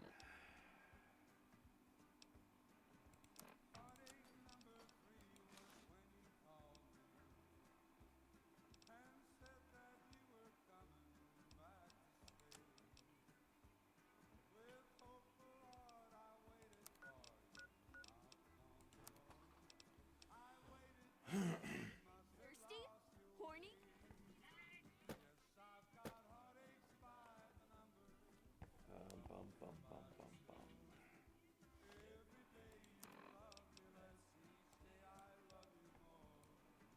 What is my plan now?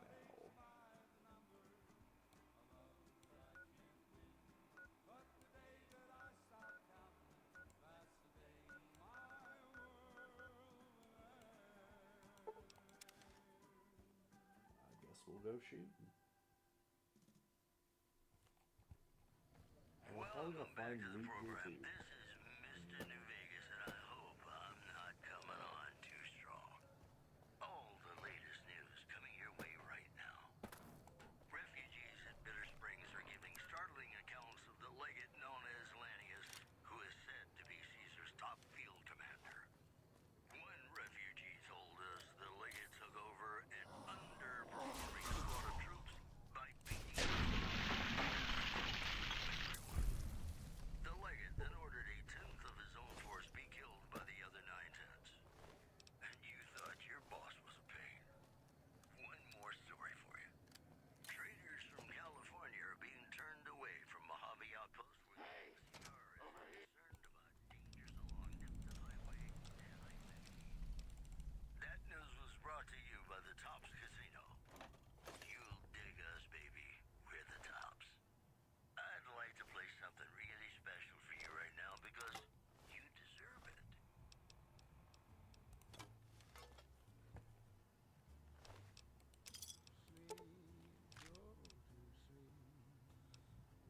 god, I need weight. I need inventory.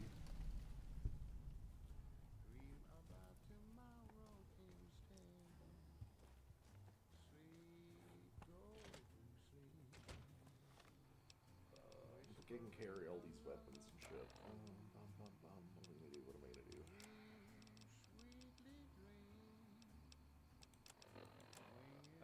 I have ammo. I don't have anywhere to store it though.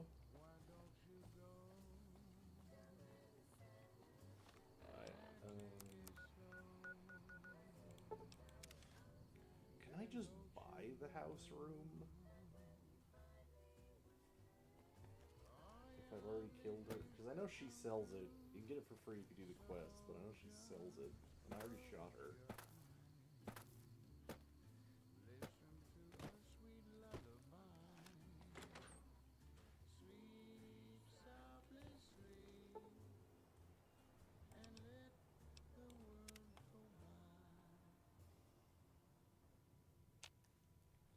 Welcome back. Gonna... No, I need to...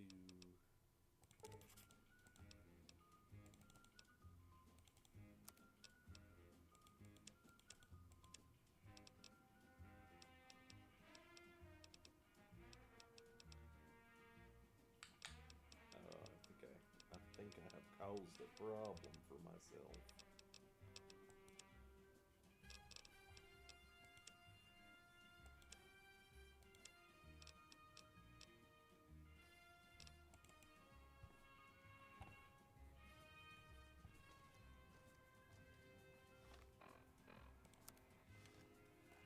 Hey, Boone, guess what? You're coming with me, bud. I need someone to carry garbage for. Yeah?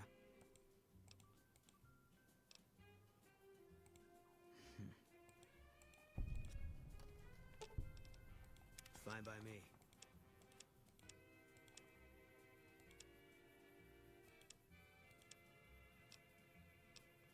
Alright, what garbage can I hand you?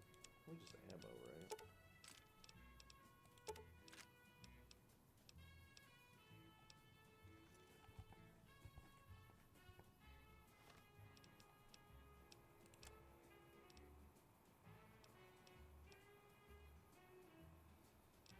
These are the heaviest foods I have.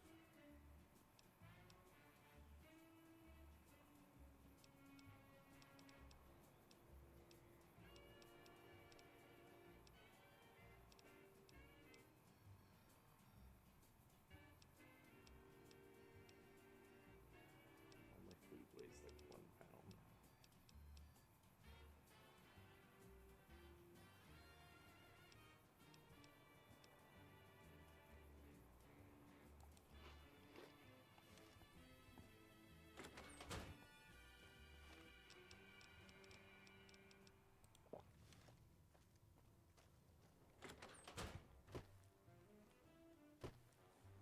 Hello there. It's good.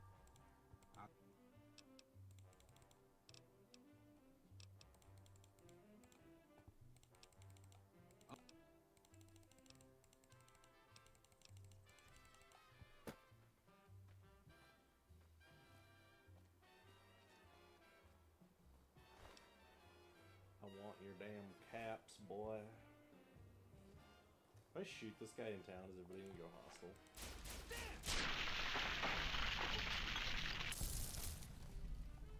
No?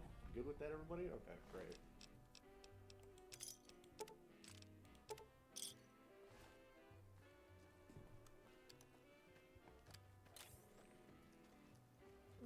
Hey there.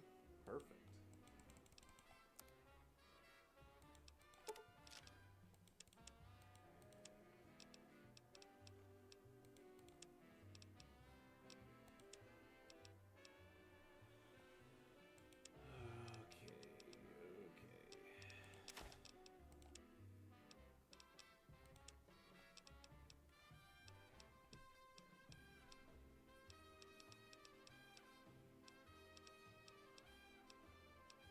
I am so much of a fucking hoarder. This is awful. That's why I don't usually play on survival.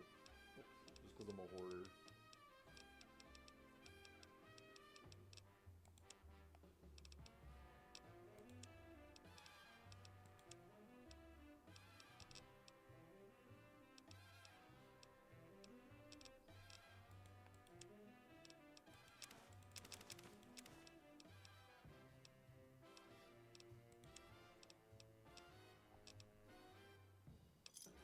Pleasure doing business. I need a house. I need a home. This place I can dump things. Gentlemen, Mr. New Vegas here. You're all so great, and we're gonna keep you listening all day. All the latest news coming your way right now. Scavengers report hulking individuals moving around Hidden Valley after dusk, but have been unable to identify them due to low visibility. In addition, Caesar's Legion continues to fortify its position in Nelson, where it remains a constant concern for Camp Forlorn Hope and the nearby town of Novak. And that's the news. More music just ahead.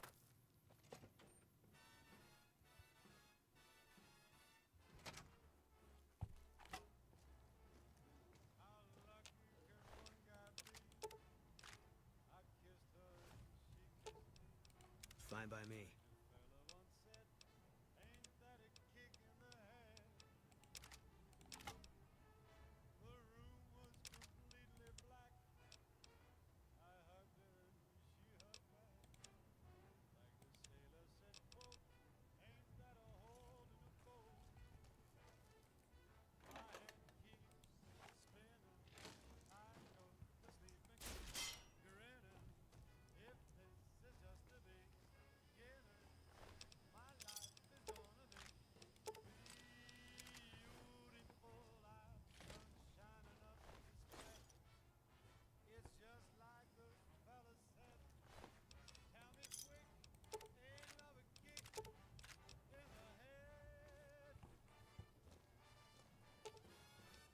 Fine by me.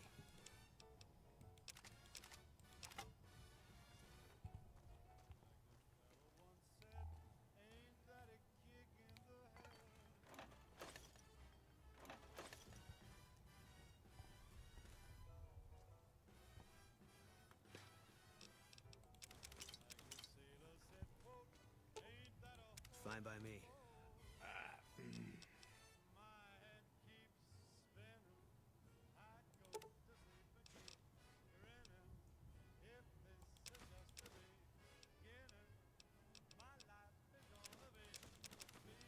Alright, we'll do it this way.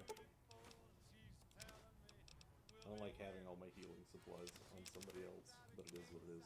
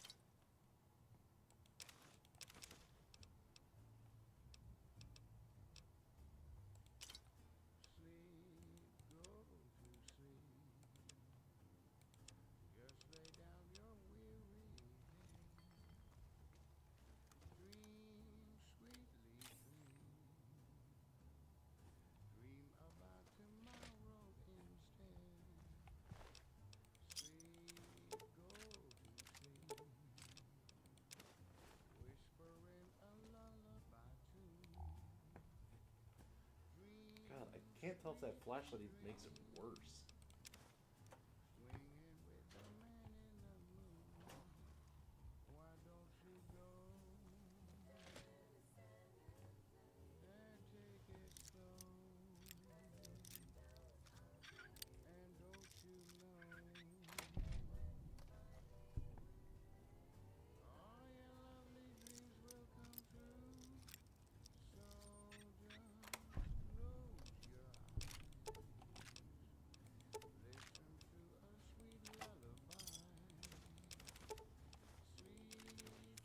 Stealth boys.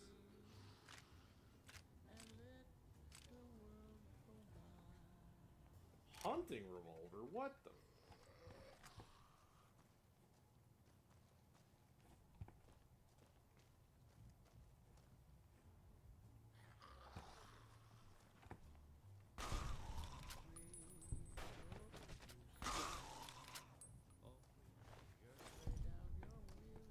Damn, kill it, Boone. Shit.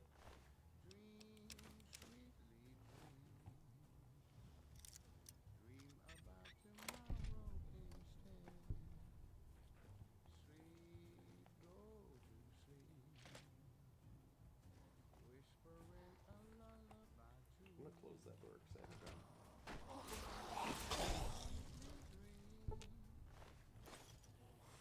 Ah, there he is.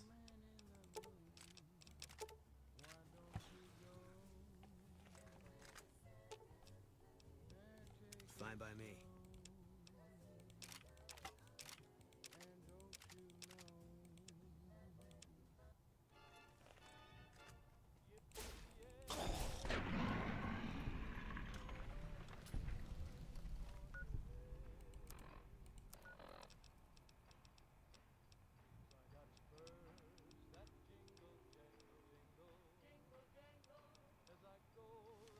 It's over.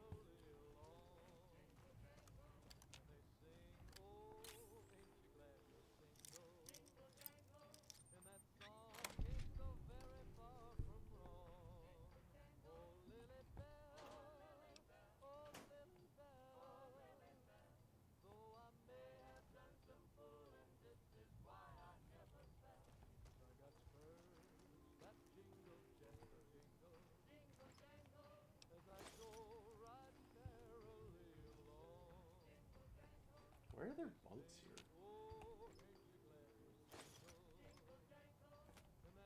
It's like a museum.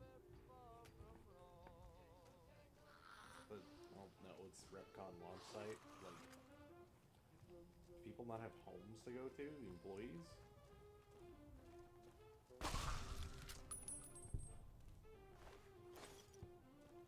Calm down, Boone. You're making me look bad.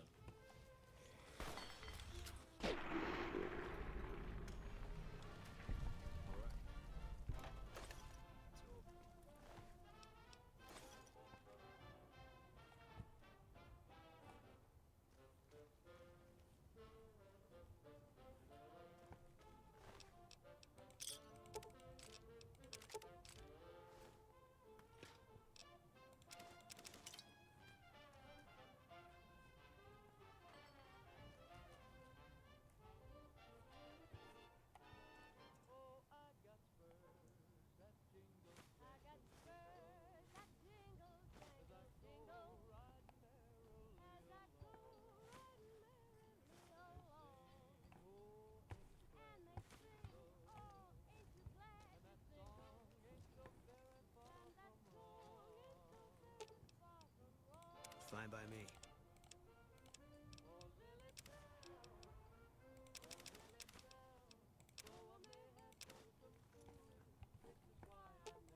Fine by me.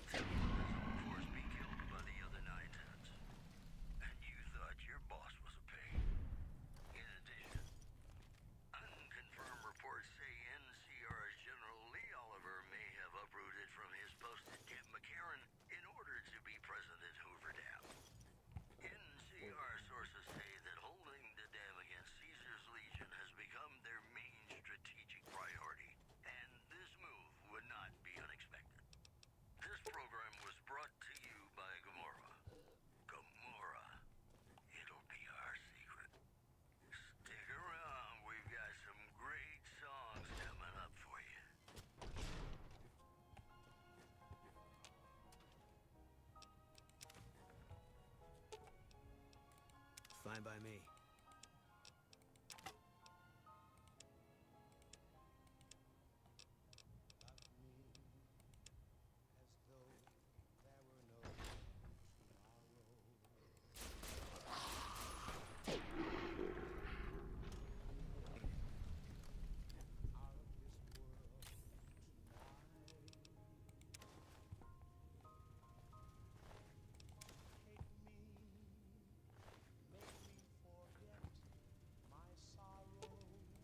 Fine by me.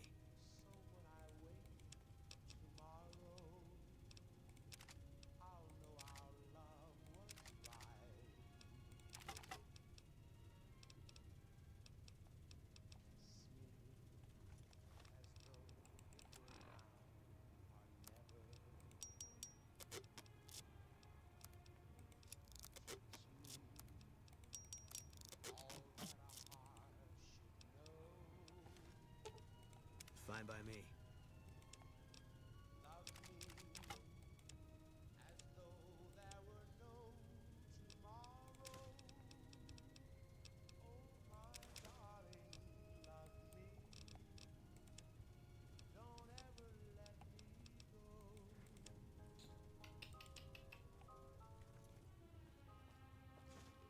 I'll leave that to you.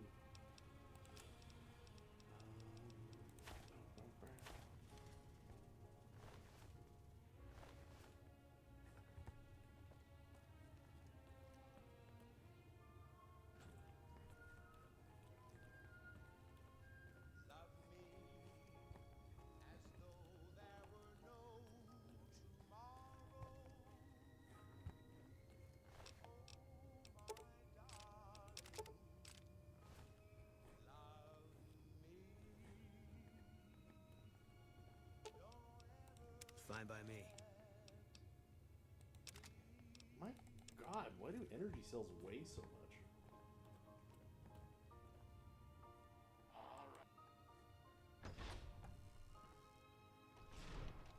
God, but are you ugly?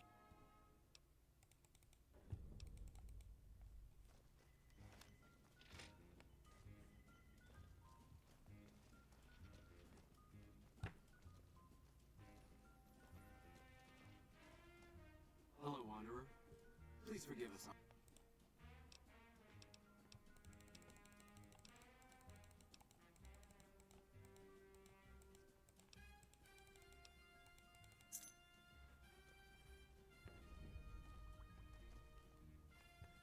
Holy fire will carry us to our salvation.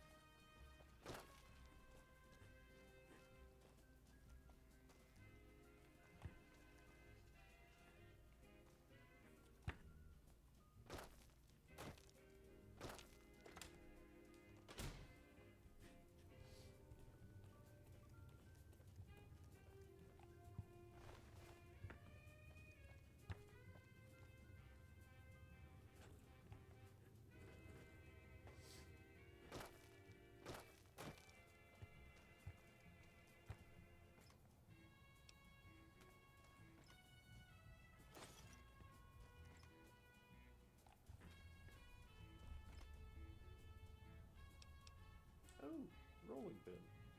Those are actually super rare in this game.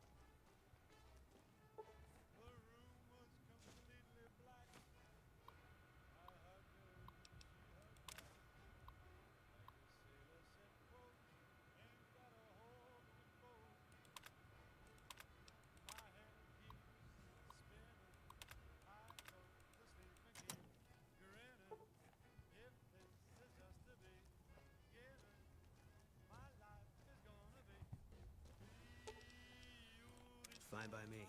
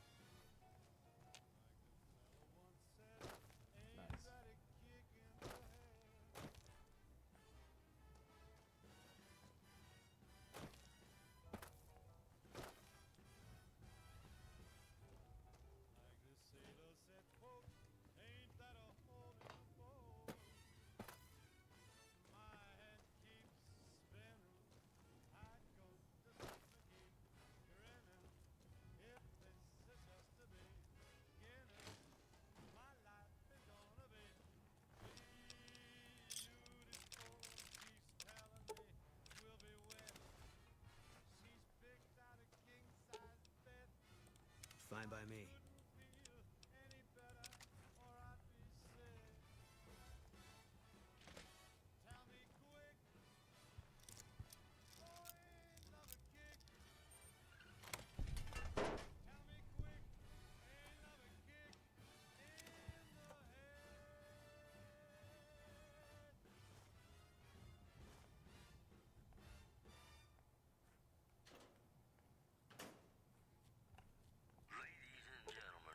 Fine by me. This is Mr. New Vegas, and each and every one of you is wonderful in your own special way. Here are our top stories. Tensions are brewing in Freeside between the ruling gang known as the Kings and the large number of NCR squatters seeking refuge there. The leader of the Kings, who would only identify himself as the King, voiced his displeasure, calling NCR citizens, quote, the devil in disguise. He added he didn't want to see the NCR in the ghetto and called for a mass, quote, return to sender. One more story for you. Troubling news from Trim as merchants report a large presence of armed, unsavory figures patrolling the town. Residents are nowhere to be found. Boy, the Mojave Wasteland is just a fascinating place, isn't it? You never know what's going to happen next. You're going to Fine by love me. this next song, I guarantee it.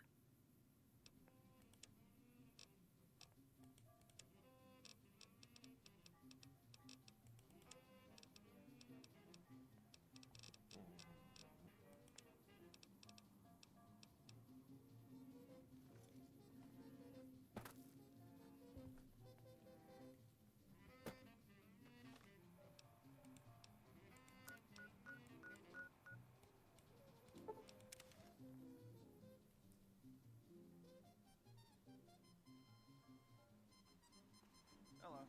I don't handle buying and selling.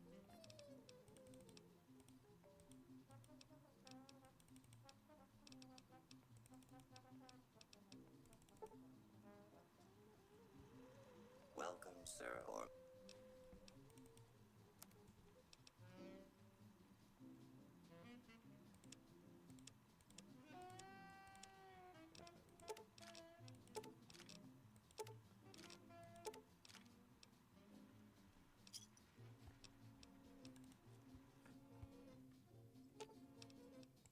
Fine by me. You can keep that for now.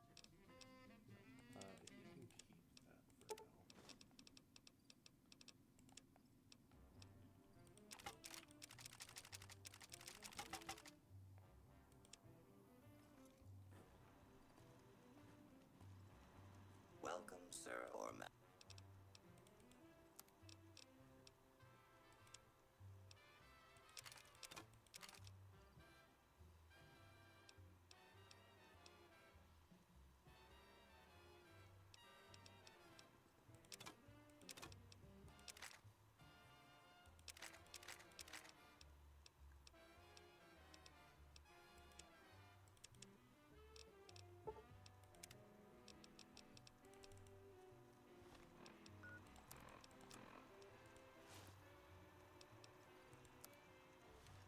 Welcome, sir, or... No, I needed to repair.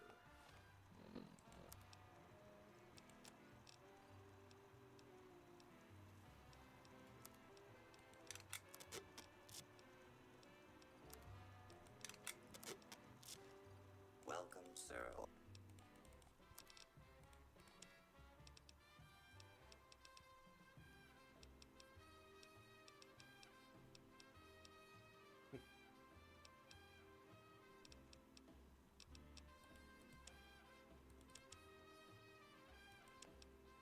We got a disc. Anything useful to me?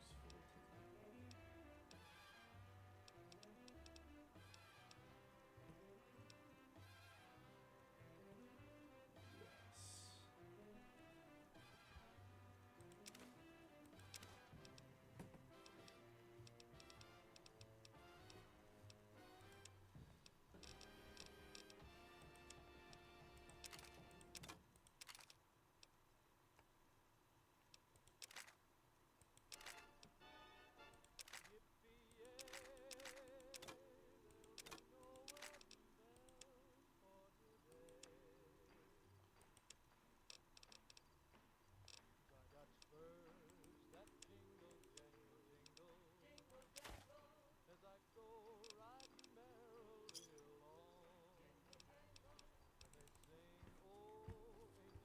Can I help you?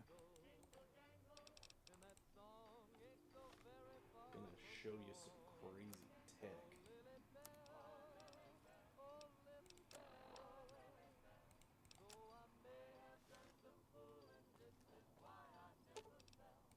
Fine by me. We're gonna go into Vegas, 2,000 credit, and we're gonna come back and buy the other rifle.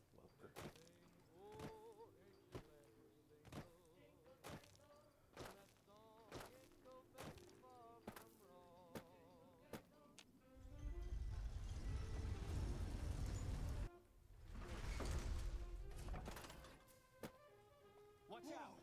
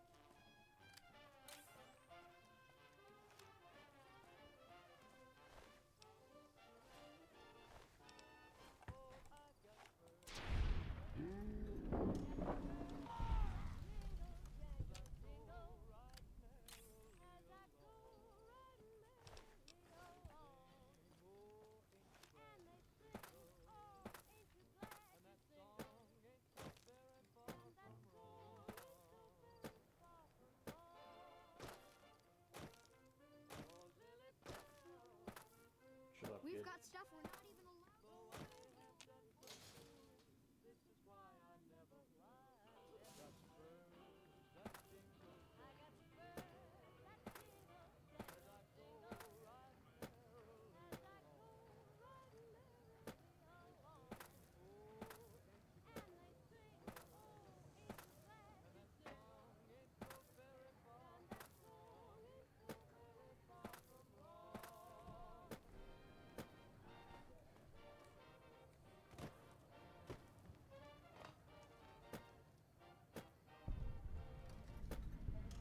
You look new to Freeside.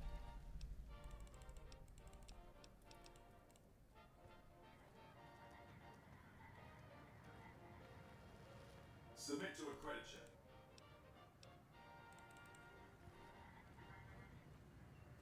And we're back. This is Mr. New Vegas, and I feel something missing in the air tonight. And I'm not just talking about the gamma radiation.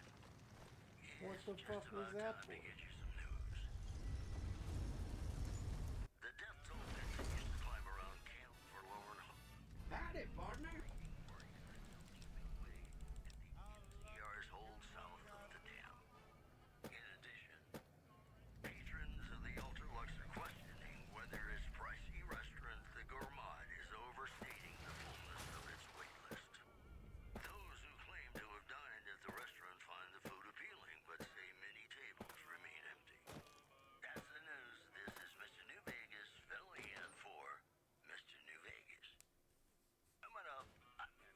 Hey, baby doll.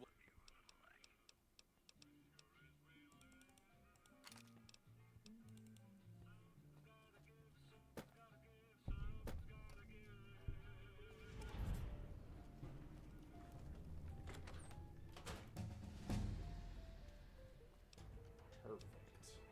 Let's see. I need a lot of things up.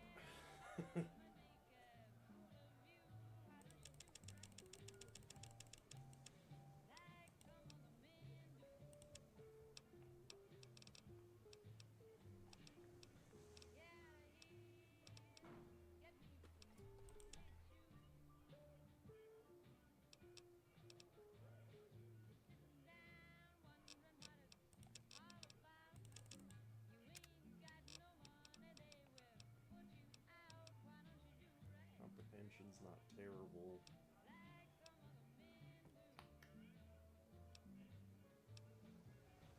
Bess isn't terrible.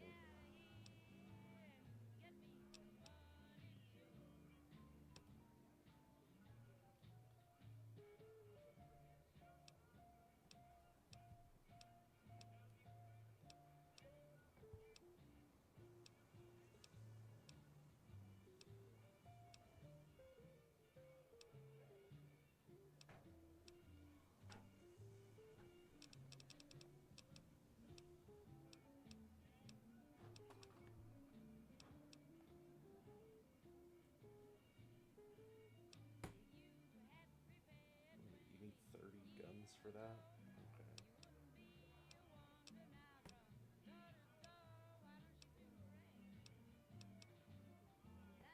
Vigilant Recycler is 70 science.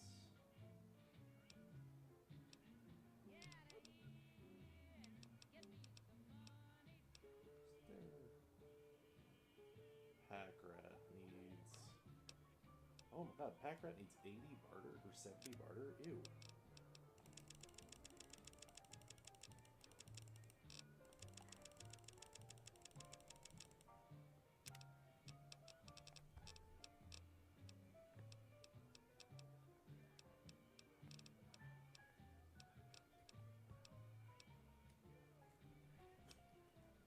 Okay.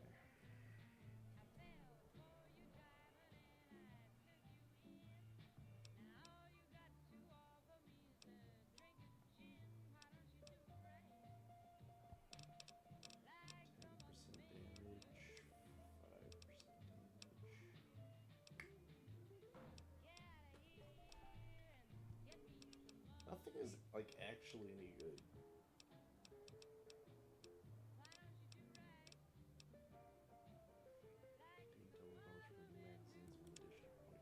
I guess I'll take comprehension.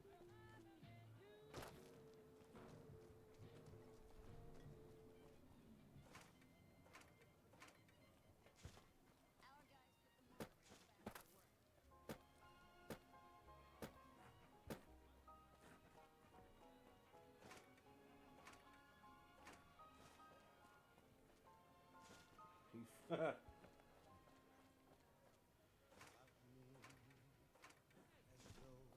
had dinner at the Ultra Lux the other night. I told them my steak tastes funny.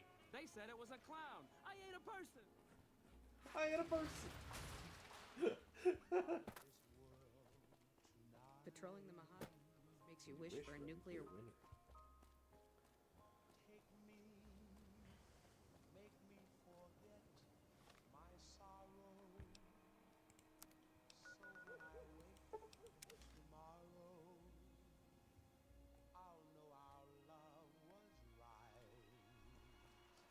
Welcome, Sir Orman.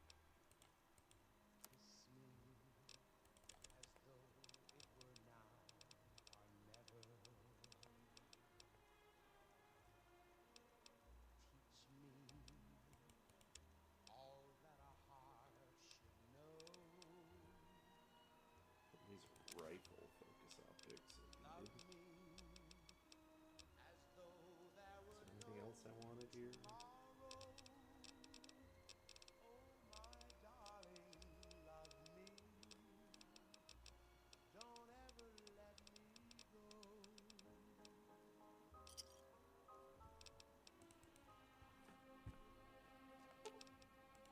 Fine by me.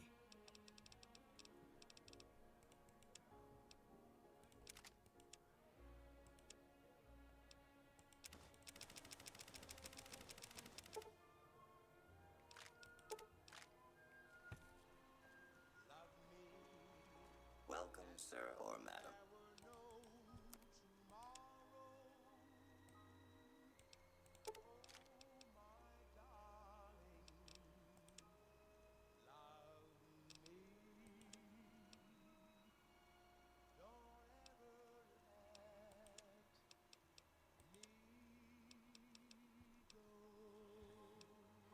Let's see. Locksmith Reader is helpful. Don't need Patriots Cookbook. Science one. Oh, that barter probably would have been nice a little while ago. We'll keep it, fuck it. Stealth Boys. Police Stories is quick chance. Melee weapons.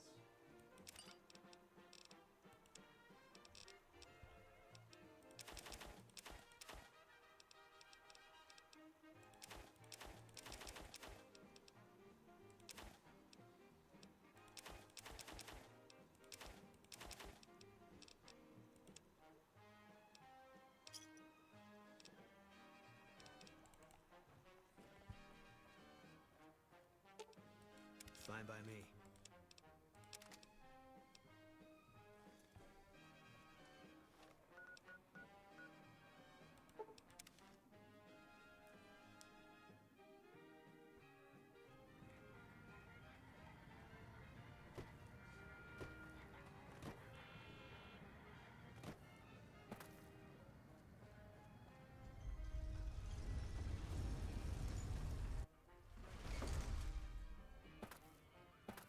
Oh, I have a snow globe.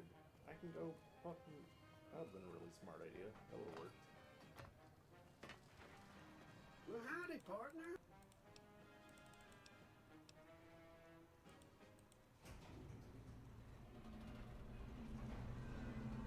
Hello, ladies and gentlemen. Mr. New Vegas here.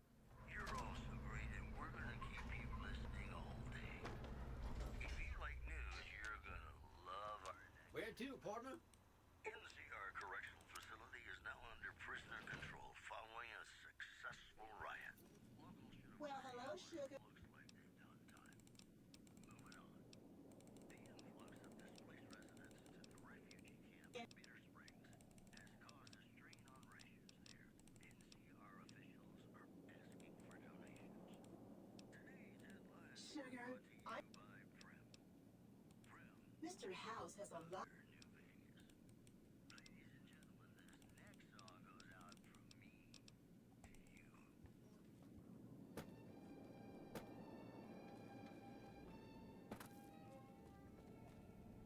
Well, this meeting has been a long time in coming. Before we get down to details, I must ask, now that you... Oh, come now, don't play the fool. Vegas has fools enough. They come to Vegas chasing... Oh, don't be...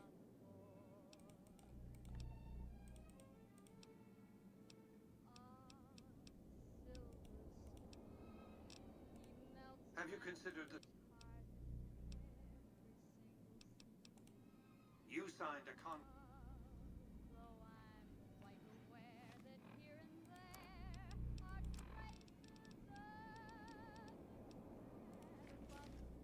Have you considered the term? Very well. Fine.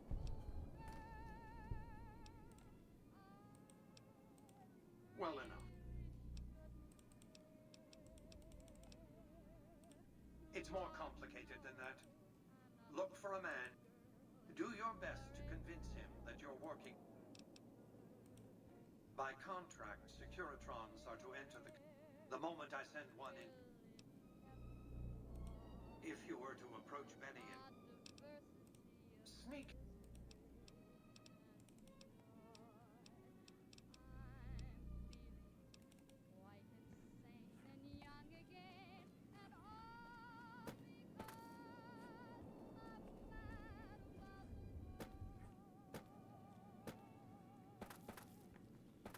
Hey, Bones. Well, hello, sugar.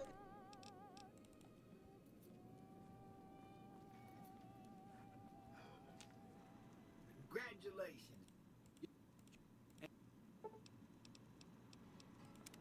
Cocktail lounge.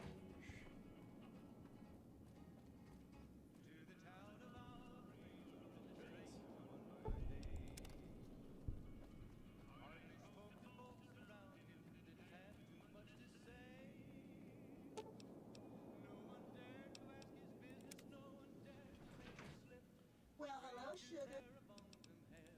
Not if you have. You.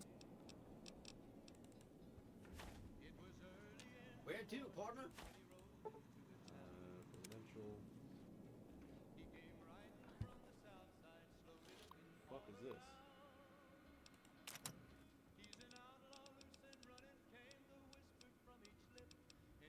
Is this always a thing? I haven't used this in a long time. Ah, fuck. Boone is downstairs and he's still holding all my garbage. Where to, partner?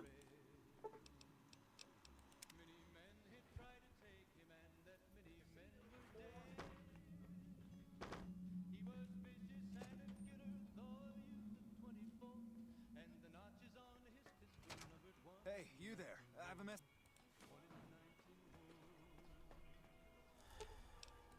Fine by me.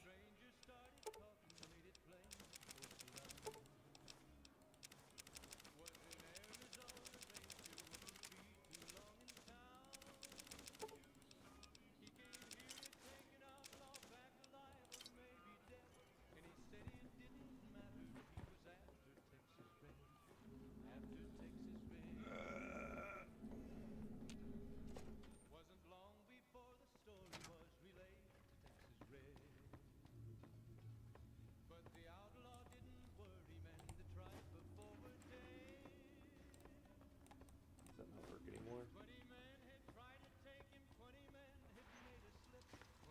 Where to, partner?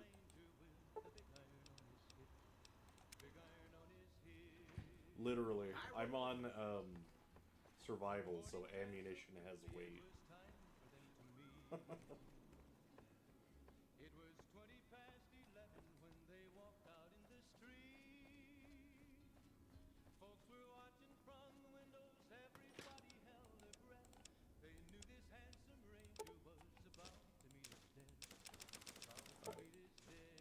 Just drop everything in here and we'll sort it out later.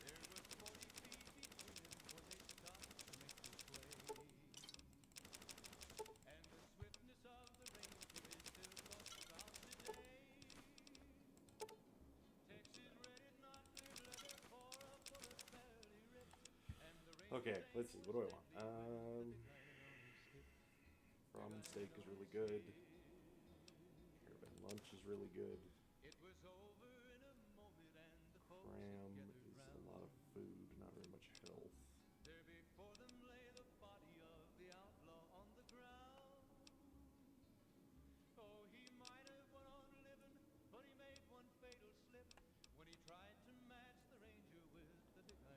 Definitely want those doctor's bags.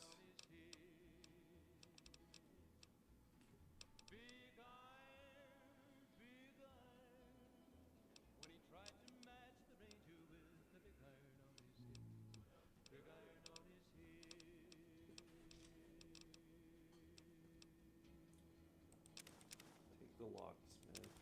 I'll take that.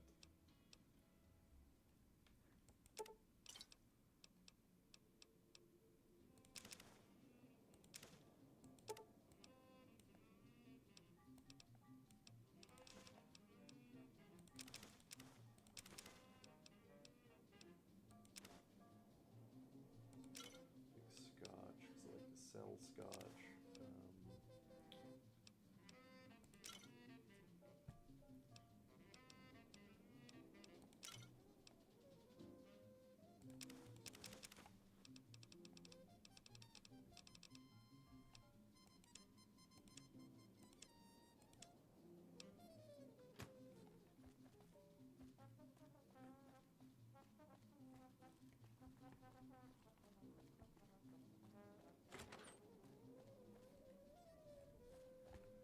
I mean, isn't being a pack mule just what companions in Bethesda games are for? Do they have more purpose than that?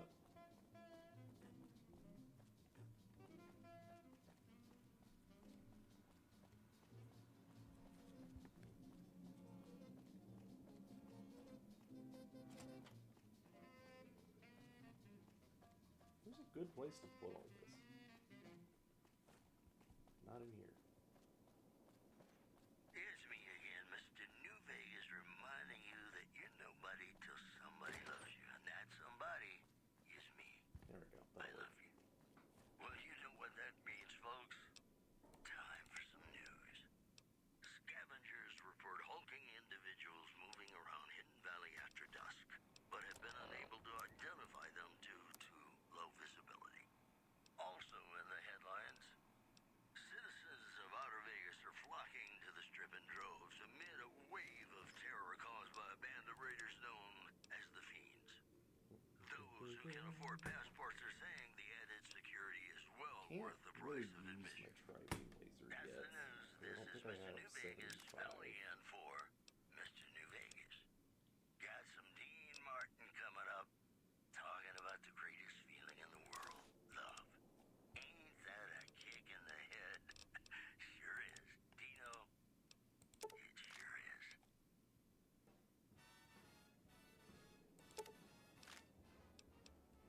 God damn, that is 50 pounds of ammo. Fucking hell.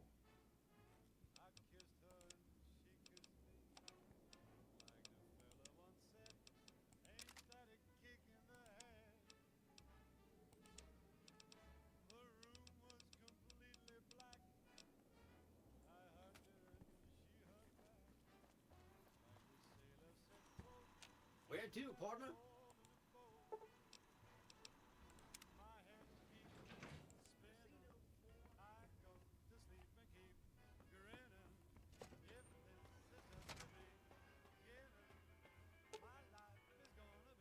I've got your back.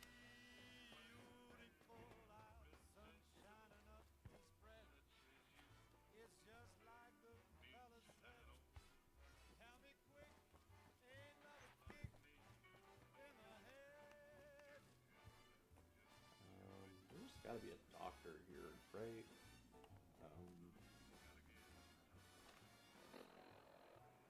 The cat's like.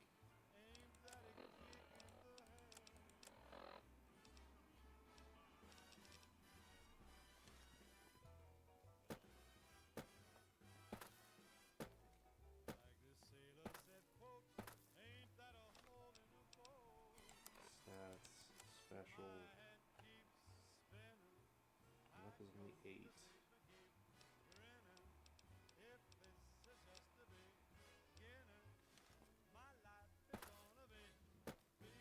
How do I boost my luck?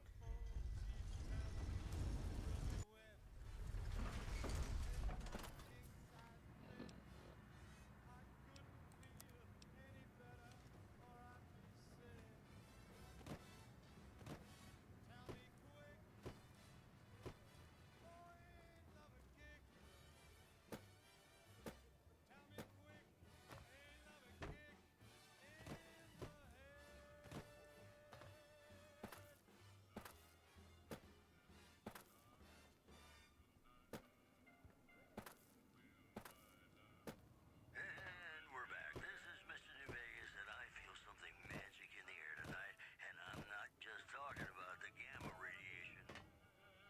It's just about time to get you some news. Scavengers report hulking individuals Come to the moving Silver around Rush, Hidden bro. Valley after dusk, but have been unable to identify them due to low visibility. Also, citizens of Outer Vegas are flocking to the Strip in droves. Welcome back. Man. What can I... Terror caused by a band of raiders known as the Fiends. Those who can afford passports are saying the added security is well worth the price of admission. That news was Okay, brought to you got by yourself a the deal. Casino. You'll dig us, baby. We're the tops. Got a song for you now. It's about a guy who's cold on the exterior, but deep down, you know, he's a good man. And his name is Johnny Guitar.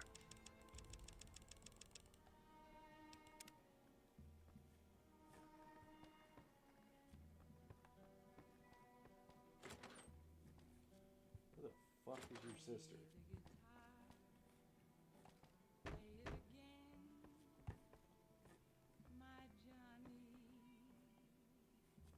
I know she gives me another quest. Where the fuck is she?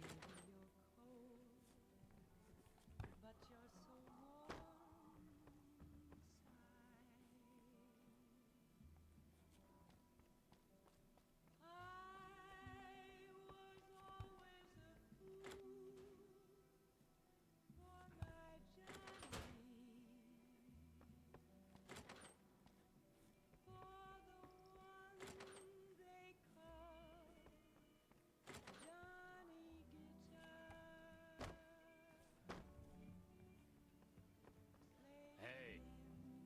Something you need, kid? Be quiet. What if you go? What if you stay? I love you. What if you're cruel? You can be kind. I know. Keep moving.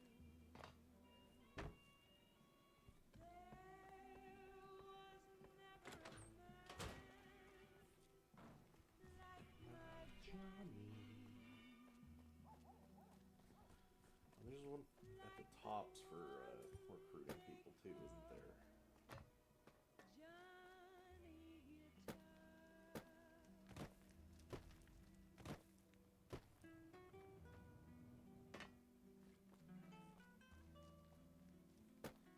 Doing the side quest hustle.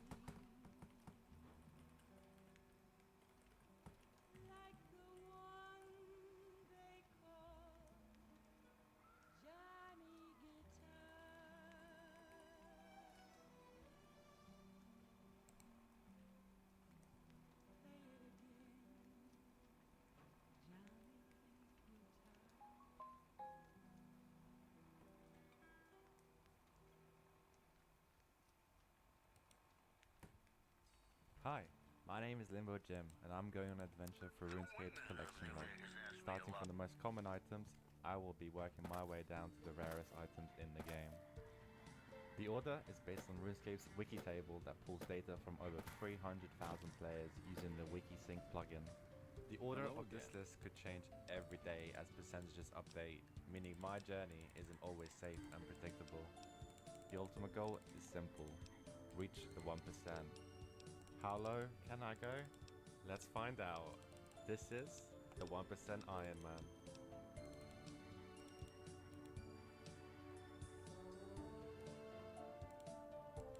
I never put much thought into the well-being my clients got. Today Tell Garrett is a I'd be good happy. day.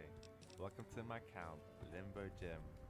Man, it was quite nostalgic going through that tutorial island. I don't think I've done that since that group Iron Man, which launched back in October 2021. That's the last time I created my account, so it's been a while. And now we've got the music blaring, got all the nostalgia feels coming back. I'm just super pumped to get this started. I have no idea how this is gonna go, but I'm pretty excited. I've kind of just looked at a few things, but we're just gonna take it one step at a time. We start ourselves right at the top of the collection of list with the Mark of Grace, currently standing at 96.9%. This means that 96.9% of players who have synced up their accounts have this item in their collection log. I feel like the best way to get this item, and probably the only way I think, is to go Draenor Village. We shouldn't take too long, so let's get going. It feels weird having a new account, nothing on it, apart from some bronze items. This is a fresh adventure. I have no idea how the journey's gonna go. It could go really badly, or it could go really well. I've looked at some of the items that are down the list, and it kind of goes all over the place. We have some big grinds quite early on, but I think we'll be able to get through it quite relatively easy, Hey, well, and the variance of items from one to the other is extreme. One item we're going for a farming item, then PVM, then agility, then herblore. It goes all over the place, which just makes it quite exciting. There we go. That's our first lap. Man, there's nothing like some old school RuneScape music blaring through my earphones, doing some laps. It's just sends me back to the launch back in 2013. Although back then I did the was it the Gnome Stronghold agility? Oh, and there we go. Got the Marks of Grace. Now I just need to go pick it up. Should be somewhere on the roof. As we pick it up, this is the first item on the list. So the Mark of Grace is used to gain the Graceful outfit, which increases run energy restoration, but since each Graceful item is its own collection log slot, I can't chain this any further and I can't get any more marks. But in the future I will be able to also make stamina potions with them, but this won't be happening for a long time. This is a very common item to get, probably on most accounts for the first item that people get as they train agility. It's very good to just train early on. It's a shame we can't train agility much further on, like high levels. It would be really nice because the running at early game is quite a painful point of a new account. So all we have is a token and a nice pair of jeans. So let's move on. Well, that was a quick one. Let's check that off. Let's move on to the next item, which is the longbone. Yes, a bone. 86.4% of players have this item in their collection log. This has many sources across the game, and I went through every single one to find if any of the monsters only drop the longbone as its only drop. Unfortunately, this item comes in a pair, as all monsters that drop this item also drop the curved bone. A much rarer item, usually 1 in 5,000, which is also a collection log item. This is actually a good time to explain some of the rules I'll be using as kind of like a guideline for this account. For starters, I am using the TDS Iron Man rule set as a foundation for the account, as the principle of my account is very similar. As a task Iron Man, you are assigned random targets and you can only focus on completing those tasks. This is very similar to my account, as my target is just based on a list instead of being random. There will be some personal changes, but I'll explain those as we progress. The main rule of this account is that the item on the list I'm going for is the main goal. This means I cannot do random quests for XP rewards or train skills which are not required. The only exception in this rule is when an item requires combat. Then I'm allowed to use any of the free styles during the hunt. The second rule is I should minimize the chances of a collateral collection log item. For example, if Monster A has 2 collection log items it could drop and Monster B only has 1, I will be killing Monster B as I want to do all I can to avoid receiving extra items. As I mentioned earlier, I looked through the list of sources for this longbone, and from what I could see, the fastest way to get this item and minimize getting extra collection log slots is none other than killing giant frogs, which are level 13. These actually only just spawned south of Lumbridge, so very close to the start point again. And at first, I thought you had to go inside the Lumbridge swamp caves, which requires a light source and a rope, but it's actually on the surface. But I made the mistake of getting these 2 items when I actually didn't need to. I think what I'm going to do now is go to the Stronghold of Security. You teleport from here, from the Count Dracula. I think the 10Ks that you get at the end will be kind of a good source of money to get some gear and just kind of boost my progress a little bit. I did just have to check if there's any collection logs while you're doing the Stronghold Security, even though I've done it like a bunch of times, because I've done leagues and I've created new accounts from that, but I just had to double check just in case. I don't want to fuck it up in the first 10 minutes of playing this account. So if you talk to Count Check here, he'll send us there. Go. Where can I learn more about security? I think it should take me here. Yes. So let's go, and let's hope we don't die, I guess. Alright, here's the first chest. Just get some little bit of GP, I think. An emote. Very nice. Even though they changed the stamina system last year, it still feels like it takes ages to recharge stamina. I mean, I can't remember how slow it was, but it was slower than this, and I don't know how everyone managed to play through that. I guess just people get used to it. And here's the second one, bit more cash, and I think another remote, I believe. Even 5 KGP would be enough, but we're gonna go all the way. 5 from a one little spider. How does that hit 5? Unbelievable. And the third chest, the box of health, should give us even more coins. So we could stop here, but can we stop here? I don't think so. We need to go for the boots. I think the next time we'll be here is when we go for the Skull Scepter, which will be quite a while from now, so we won't be back here for a while. I think I'm just gonna go for it. This Anki does not just staying by the door. Alright, I'm going for it. Let's answer this question. What do we have here? Let's go. Oh my god. Look who's back. We made it through.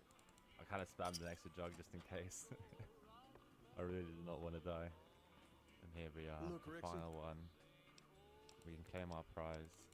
Which of course is fancy, flying boots or fancier. No collection log, so I can choose whatever I want. And I'm going to go for the fancier boots. Very nice.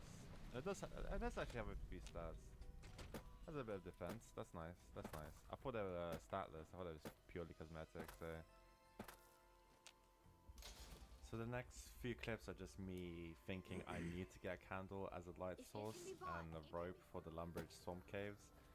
Unfortunately, my biggest weakness is skim reading the wiki and then doing the wrong thing. I also went to Varus to get some minor defensive items and Draenor Village to get some wine. As according to the tedious help sheet, it is actually a good early game food because, as I mentioned earlier, I cannot divert or train skills like fishing for food. So until I get an item that requires me to do fishing and cooking, I'll be buying my food with coins. I didn't really know what to kill at the start. I was a little bit limited because I need to kill things that don't have a collection log item. So I kind of just started with small frogs and rats.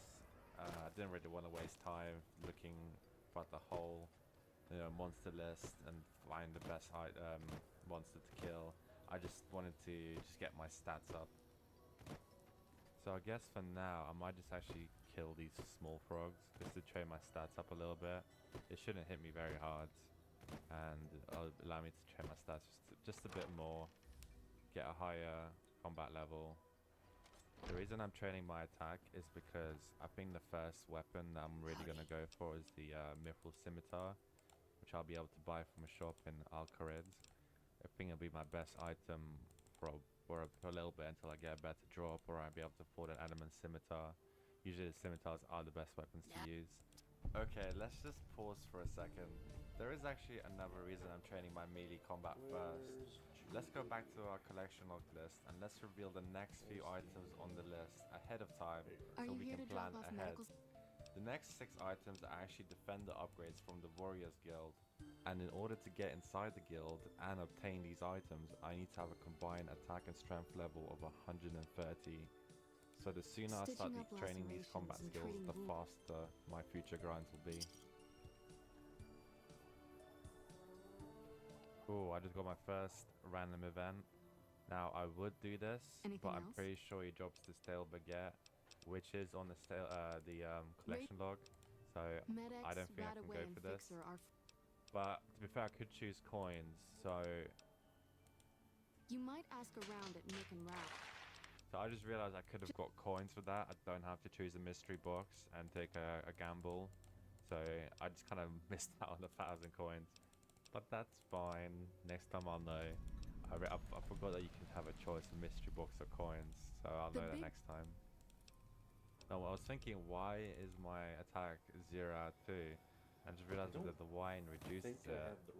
It only drains it by 2, so eventually it really won't matter. It's just this early few levels, it's gonna kind of decrease our damage, but that's fine. I think I'm gonna go run over and kill some chickens. I think the feathers will be quite useful later on, especially when it comes to fletching. So I'm gonna kill some chickens, get my stats a bit more up. Keep forgetting I need to pick up these bones. I know it's pretty tedious, but we need to have all the prayer we can get. It's gonna be really useful. So we just got our first beginner clue of the account. Now we can actually do these clues, most likely. On the TDS rulebooks, it does say that you shouldn't do them unless it's the next item that you are going for. But I'm gonna change this slightly. So if I can do the clue and it doesn't require any quest, no new collection log items, then I will do it and stack the caskets for whenever I do get the next beginner clue item. Oops, I completely missed that I got level 10 strength, which is the first level 10 of the account. So I think I want to switch over to attack now, and hopefully go all the way to 20 so I can start using the Mithril Scimitar. I just need to be very careful when I get this casket not to open it, otherwise it is game over. Alright Gertrude, are you gonna give us the casket? Yes, she is. There we go, that's our first casket. Let's just left click, drop, just in case. So we don't open this one. So this is going to be saved until our next item is a beginner clue item, which probably, I think it's quite a while, because they're not the most common items that people get. Very nice. There's 2 caskets for any future items. I'm going to the frogs, back to the frogs, and this guy wants to have a 1v1. Let's have it. I think he drops the black cape, so let's have it. Let's see if we're good enough for this. Let's test our account, see how much power is in these fancier boots. Very fancy. Right now, I do not. Die. Yes. There we go. Black cape. Extra stats. And now we're looking even cooler. The coolest gym around. I had a look around. I just didn't want to spend too much time looking into every single monster that I could kill. How are you today? When I could just kill frogs for now. We'll see how this goes. One of my ideas in this game that I've been thinking of for a while is this kind of new agility course of this whole lumbered swamp. Like imagine you have to chase like frogs or do races all across the swamp area, and you have to step on lily pads or stones, and you can fall in if you don't click on the right one. I think it would be such an interesting way of training agility compared to just rooftops, which is just like pretty dull. It's kind of reminiscent of Yama's agility phase where you have to step on stones really fast. I don't see why you can't do that here, like link up the water of all the swamps, you know, just make it more interesting.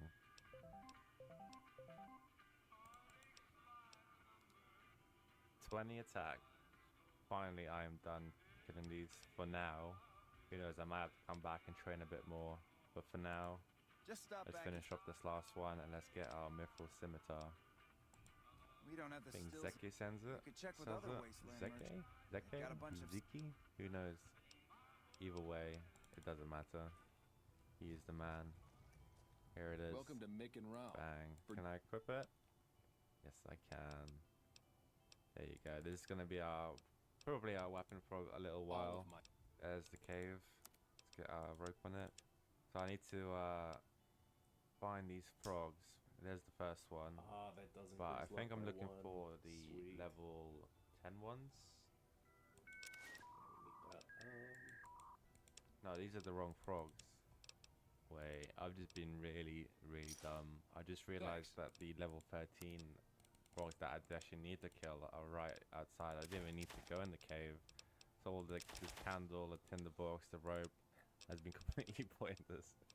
Man, I need to do more research before I do these grinds. So these are the giant frogs I need to kill. Thanks. So they do have a variety of drops, Welcome like back. some runes, some arrows, a bit of coins, and coal. But nothing really noteworthy. Drop a Mithril Spear, but I don't see that being useful. And there's the first skill. It is nice that they drop big bones. It does give extra prayer. So instead of 4, I get 15, which is a lot better. before I started this potentially long grind, I quickly Wait, just man. went to Valador and got an Iron Square Shield, and I went to Barbarian Village to get a Steel Full Helm. They're pretty cheap, and they offer a bit of stats, defensive stats. So you're back. Thing is, I still need to pay attention to this, because this do still hit me quite frequently. So I'm gonna have to, I can't really look away from my screen for too long. Otherwise I think I'm just gonna die. But at least I don't have to run very far, as my spawn is just over there somewhere. Wait, I think I do have a science boost in Oh, I just got it. Oh, no, that was so quick. So you're back. That was so quick. I had 20 kills. 20 kills it took. Okay, wow. I was prepared to be here till like Looking for a fix, man? at least 400. So getting it way earlier than this, that is really good news. Longbones can be used to hand to Barlock at Dorgish Khan after the death of the Dorgishan quest for a free chunk of construction XP. But since I can't do the quest to access the area, this item will sit in my bank Pleasure for doing a business. very long time. I just made my way back to the bank. Pause the So you're longbone. back. I'm gonna put it in here actually, so we can kind of keep track of the logs that we get one at a time, so we can see kind of the order that we got it in. It's I did not expect it to get this quick, but now that that's done, let's mark up the item. Well, here we are again for the third time already, much earlier than I thought we would be.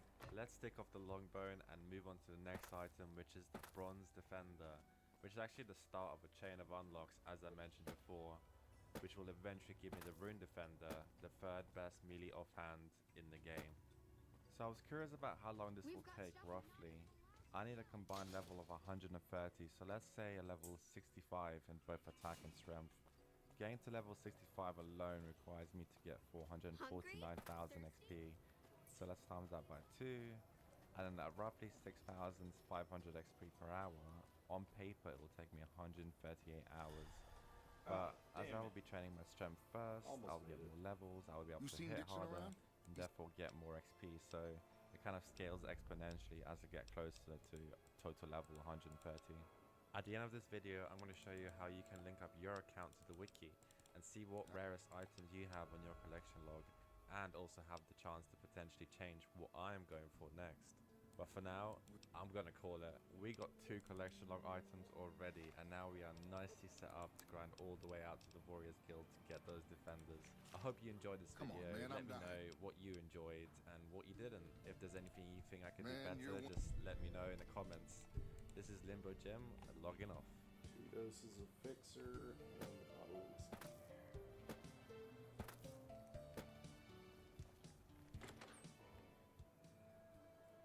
So in order to sync up your account, what you need to do is click the configuration button. I hear in the you've been top making a right of name for Room Light. yourself.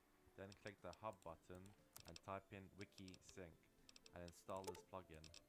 Then if you go to your collection log overview in the main game and in the top right, you should see the wiki sync button. Click this and the log data will be sent to the wiki website. Then on the collection log wiki page, which is linked below, you can type in your username and it will Thanks. sync up your log. Enjoy. I don't care how you handle. My That biggest son of- problem with RuneScape?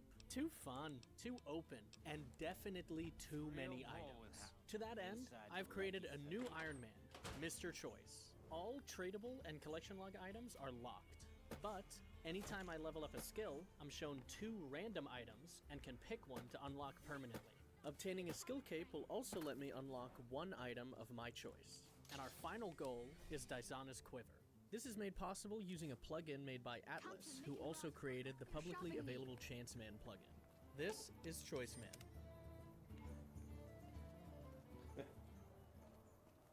Okay, it's time to drop all of our shit as normal.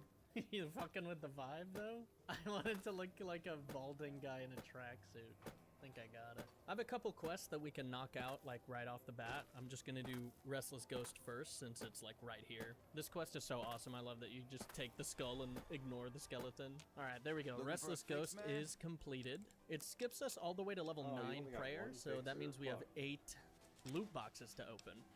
Okay. Give me a shot. So not a great start. I mean, it doesn't actually matter. I'll go with the upgrade kit. Oh my god. Holy shit. Man, Jacob's absinthe has been... If you haven't tried it yet, he's been supplying the Wrangler with it. Word out of Camp Golf is that many NCR Rangers can expect redeployment in the near future. One anonymous soldier said it was part of a new strategy. Also in the headlines, NCR officials at Camp McCarran were relieved when technical difficulties with its monorail line to the New Vegas Strip proved easy to fix. Another satisfied customer?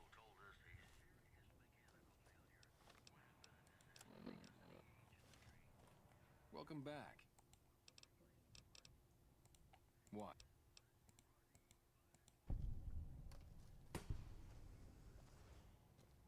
Like I always say. Do you have anything I give a shit about?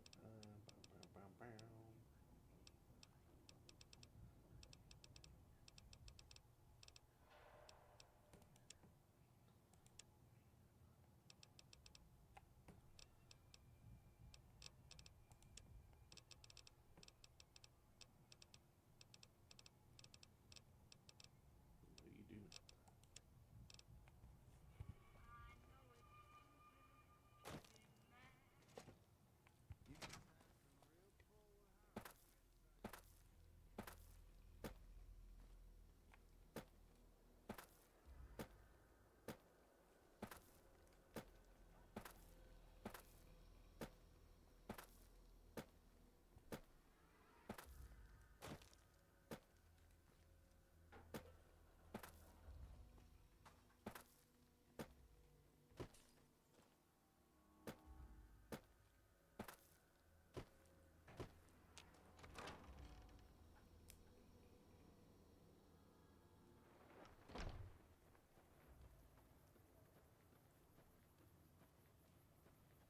One of my aides said you got into the Lucky 30.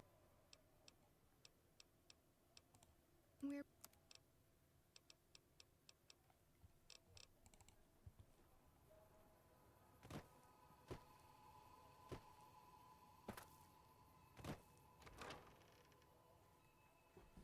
Where am I gonna get Fixer?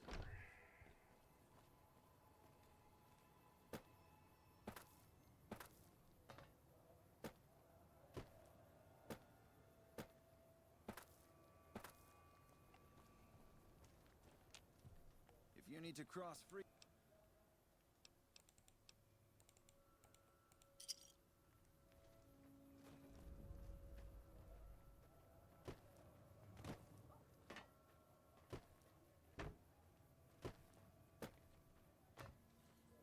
There's To probably your left more here is efficient the order old I could've Mormon done fort. things. You get roughed up, the followers there will patch you right up.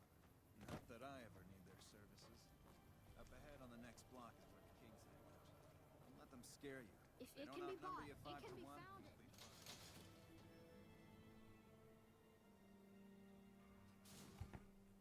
You fix yourself, Horus? Or are you gonna run weird still? I'm gonna keep running weird. Down to the right here is the fun part of town. You haven't seen Freeside till you've been to the Wrangler.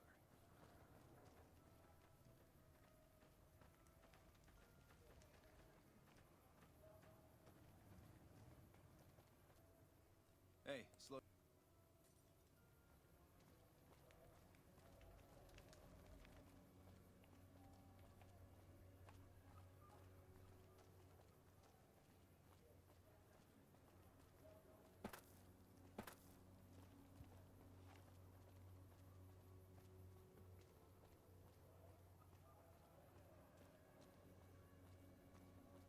Gotcha. Thought you could ambush us, huh?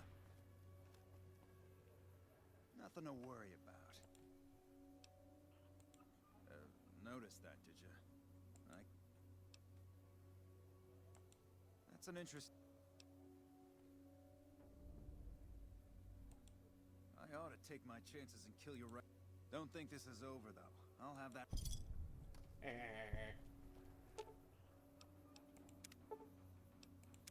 Merely pretending to be dead. Classic meme.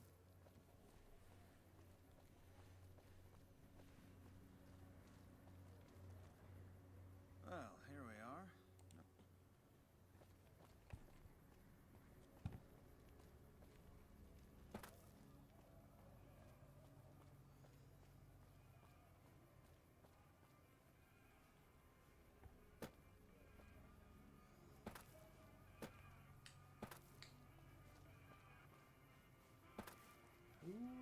the 5th act?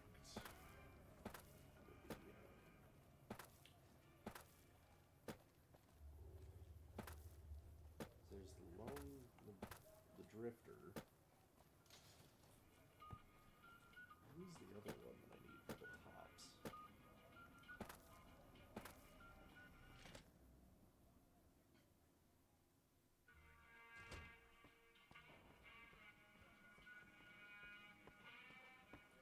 What do you have for me? So that's how it happens. You've shown me a lot of... Good. Have you found anything out? Or were you just...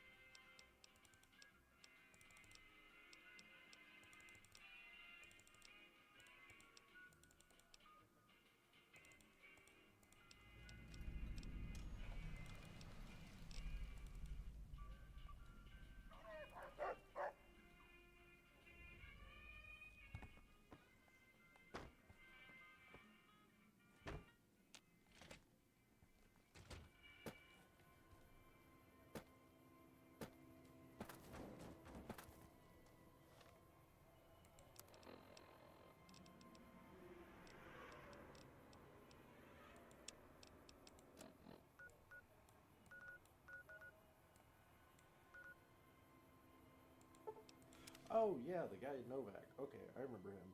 He's the guy that was in Fallout 2. Okay, yeah, I remember who we're talking about now.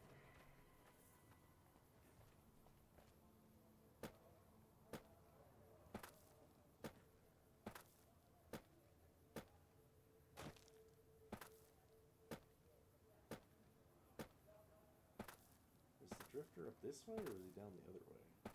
Yeah, there he is.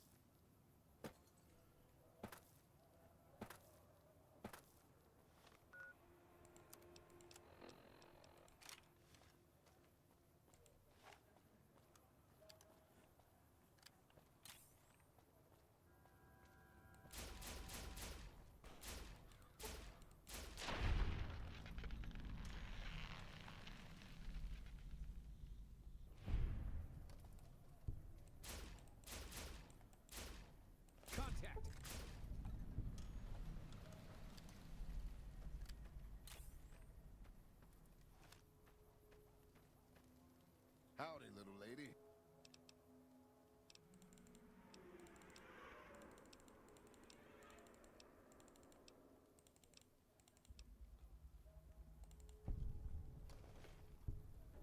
Gives him his fancy revolver.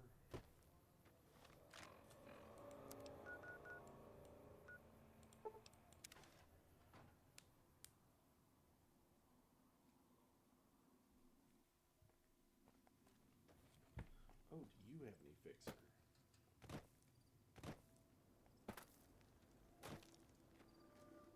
What can I do for you? You do. Perfect. Thanks.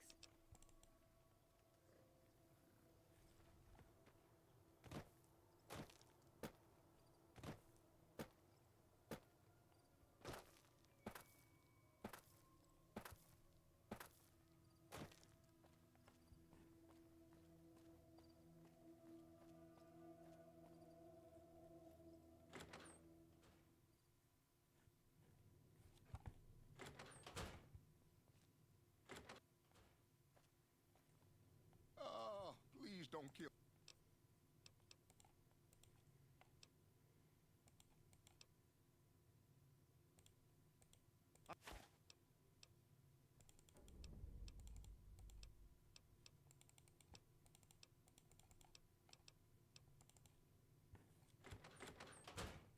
Bam.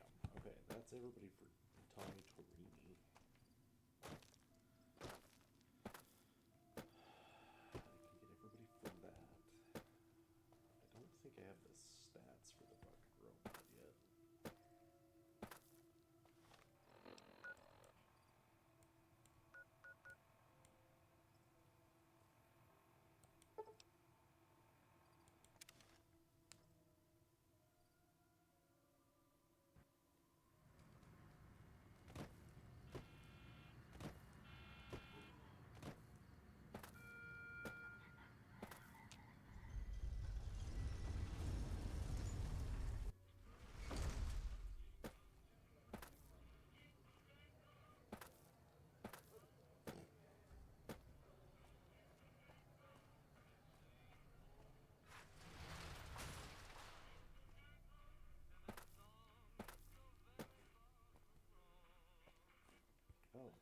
Isn't McCafferty out here? I should deal with him while I'm here.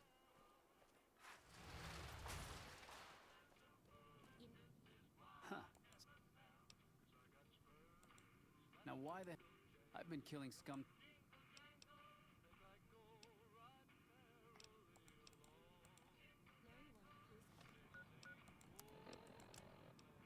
Oh, nope, that is with that on. Okay. Well, I tried. Huh.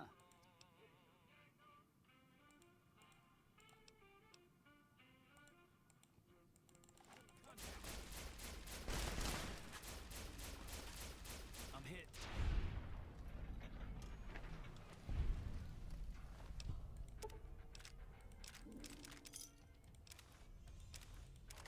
Homicide is a serious offense. They all within law.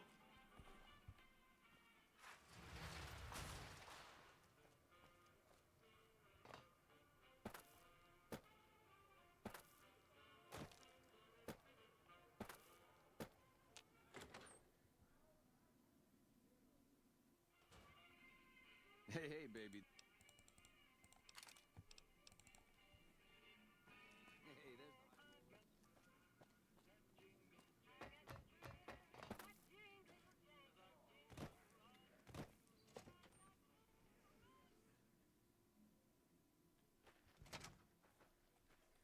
I got to hand it to you, baby. You did an cowboy act. Yeah. He dropped on in here not too long before you. And like we agreed, here's your fee. 5% of the cut comes to 166. You talking about Mr. Isaac? Damn, baby, when you bring them in, you bring them in. That cat's gonna bring me money like you wouldn't believe. Here's your 5%. That comedian, you mean? Yeah. He was a hell of a haggler. Cost me a pretty cap. Hope he's worth it. That ugly mug with the razor tongue? Dig it, baby. Now, why would you want... It's cool. Oh!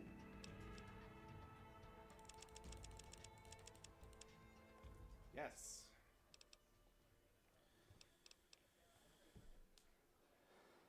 Okay. I want my science up. I want my lockpick up. I want my energy weapons up. I want my survival up. My repair up.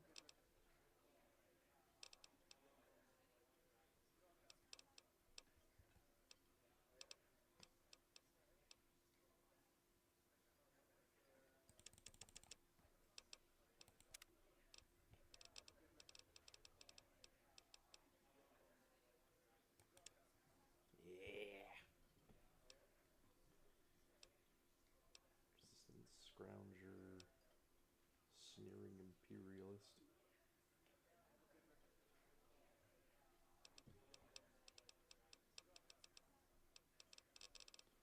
Yeah, we want Pack Rat. Ring it. Oh my god, that's so nice. All my Ding, ammo's baby. halved. I feel like I can actually be a normal human being now.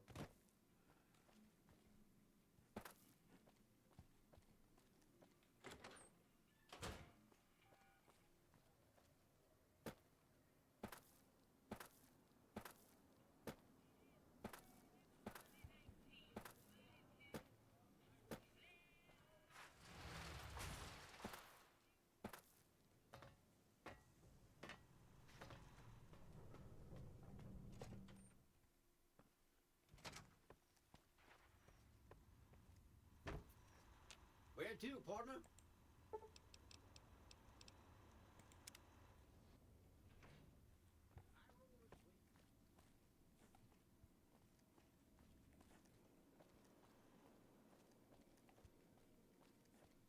Where the fuck were the beds? In here.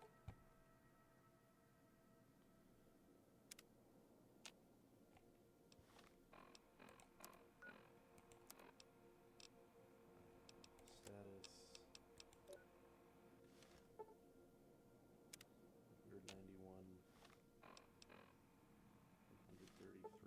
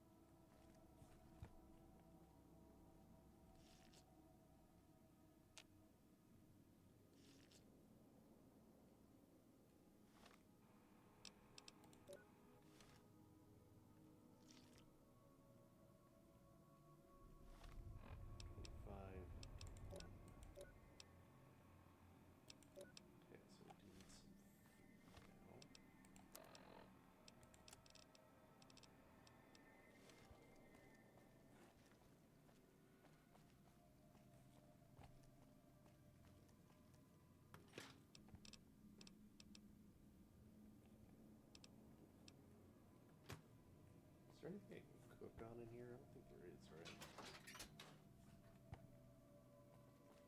I didn't think so. Well, maybe. Hang on.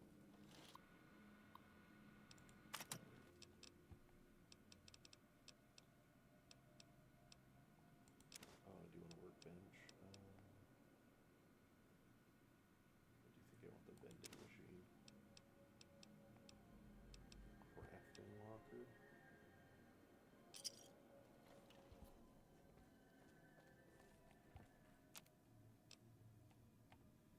There we go.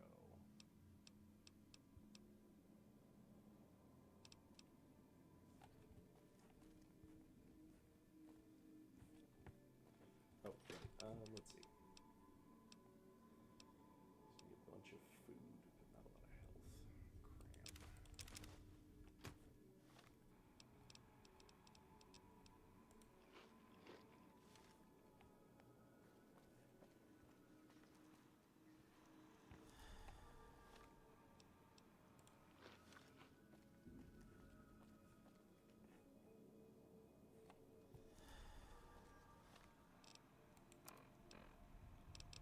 Cram.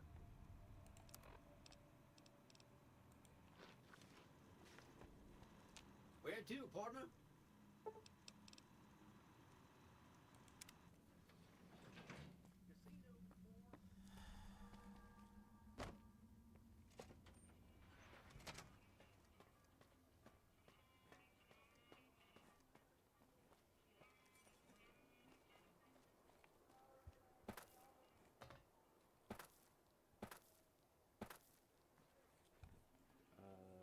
How's that going?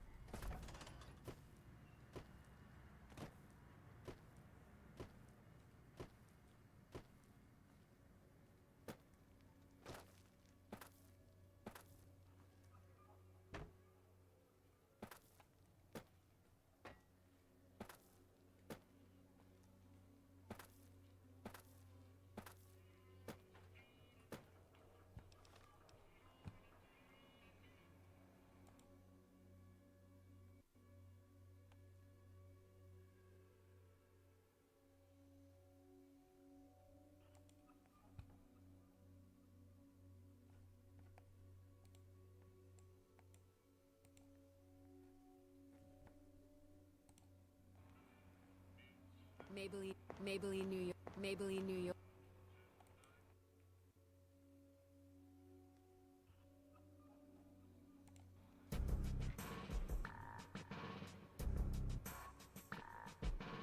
Abe managed to bring down Rupture Farms single-handedly, saving 82 out of 99 Mudokons in the process. And not once did he need to use possession.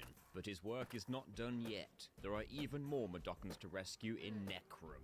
And would you believe the developers actually upgraded Abe's possession ability in the sequel, as if it wasn't already overpowered? So, can you beat Abe's Exodus without possessing enemies? Let's find out. Here are the rules. But first, did you know just how glitchy this game can be? It really makes me wonder how it's all held together behind the scenes. That's why I'm glad to welcome back today's video sponsor, Boot.dev.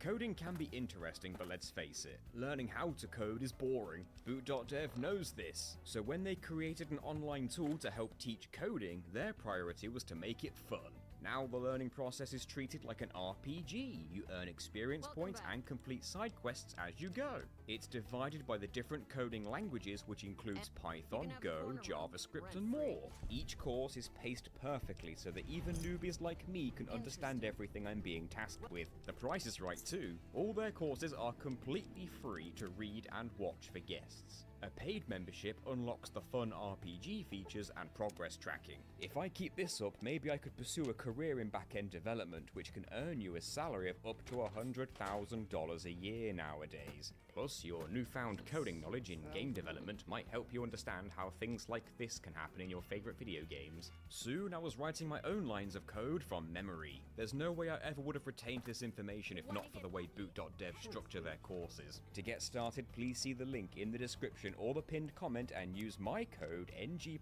at checkout for 25% off your first payment. That's a saving of £155 a year. Once again, use code NG+ at checkout to save £155 a year and start your coding adventure today. Back to the rules. Rule number 1, we cannot possess a single enemy in the entire run.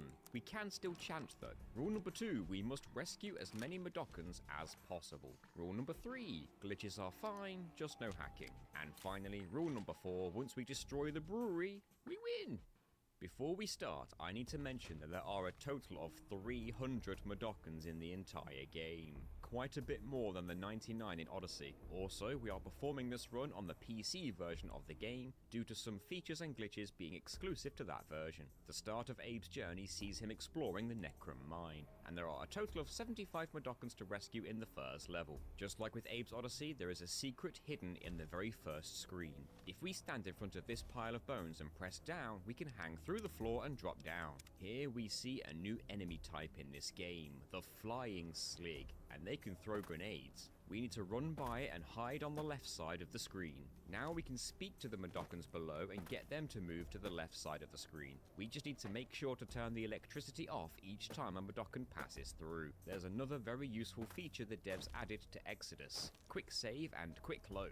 This is basically a built-in save state function, and we will be abusing this before we attempt anything where a Mudokon's life is in danger. This game has added the ability to talk to all Mudokons at once, but since the electricity only stays off for a couple of seconds, with each lever pull, it's easier to move the Mudokons one at a time. Once we drop all 3 Mudokons, we enter the chute to follow them. We tell them all to turn the 3 valves and chant to open the nearby bird portal to rescue them. If we move over a couple of screens, there are 9 more Mudokons all cramped in the same area. We can just start chanting to rescue them all as well, which puts the total escapees on 12.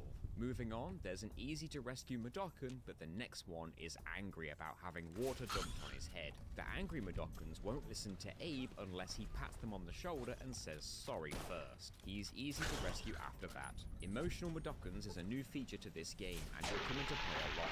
For example, the next 2 Mudokons have been exposed to laughing gas. This means they will follow Abe by default, but they will always move by running. The only way to snap them out of it is by slapping them. Just don't slap a sober Mudokon, since that makes them angry. The next 2 Mudokons need a slap too, but we make sure to lure them out of the gas first, otherwise they won't come to their senses. There are 3 valves that must be turned at the same time, and there are only 2 Mudokons with us, but we can tell them to turn 2 of the valves and then turn the 3rd one ourselves. This allows us to rescue 4 Mudokons at once, which puts the total escapees on 20. The next Mudokon is guarded by a Slig. We wouldn't be able to possess this Slig anyway, as there is a chant suppressor device on this screen. It's intended that we possess a different Slig to shoot this Slig, but we can rescue this Mudokon without doing that. We sneak onto the screen from the left side, making sure to stay in the shadow. We need to be quick with the next part. We say hello as soon as the Slig walks away from us, and then as soon as the Mudokon says hi back,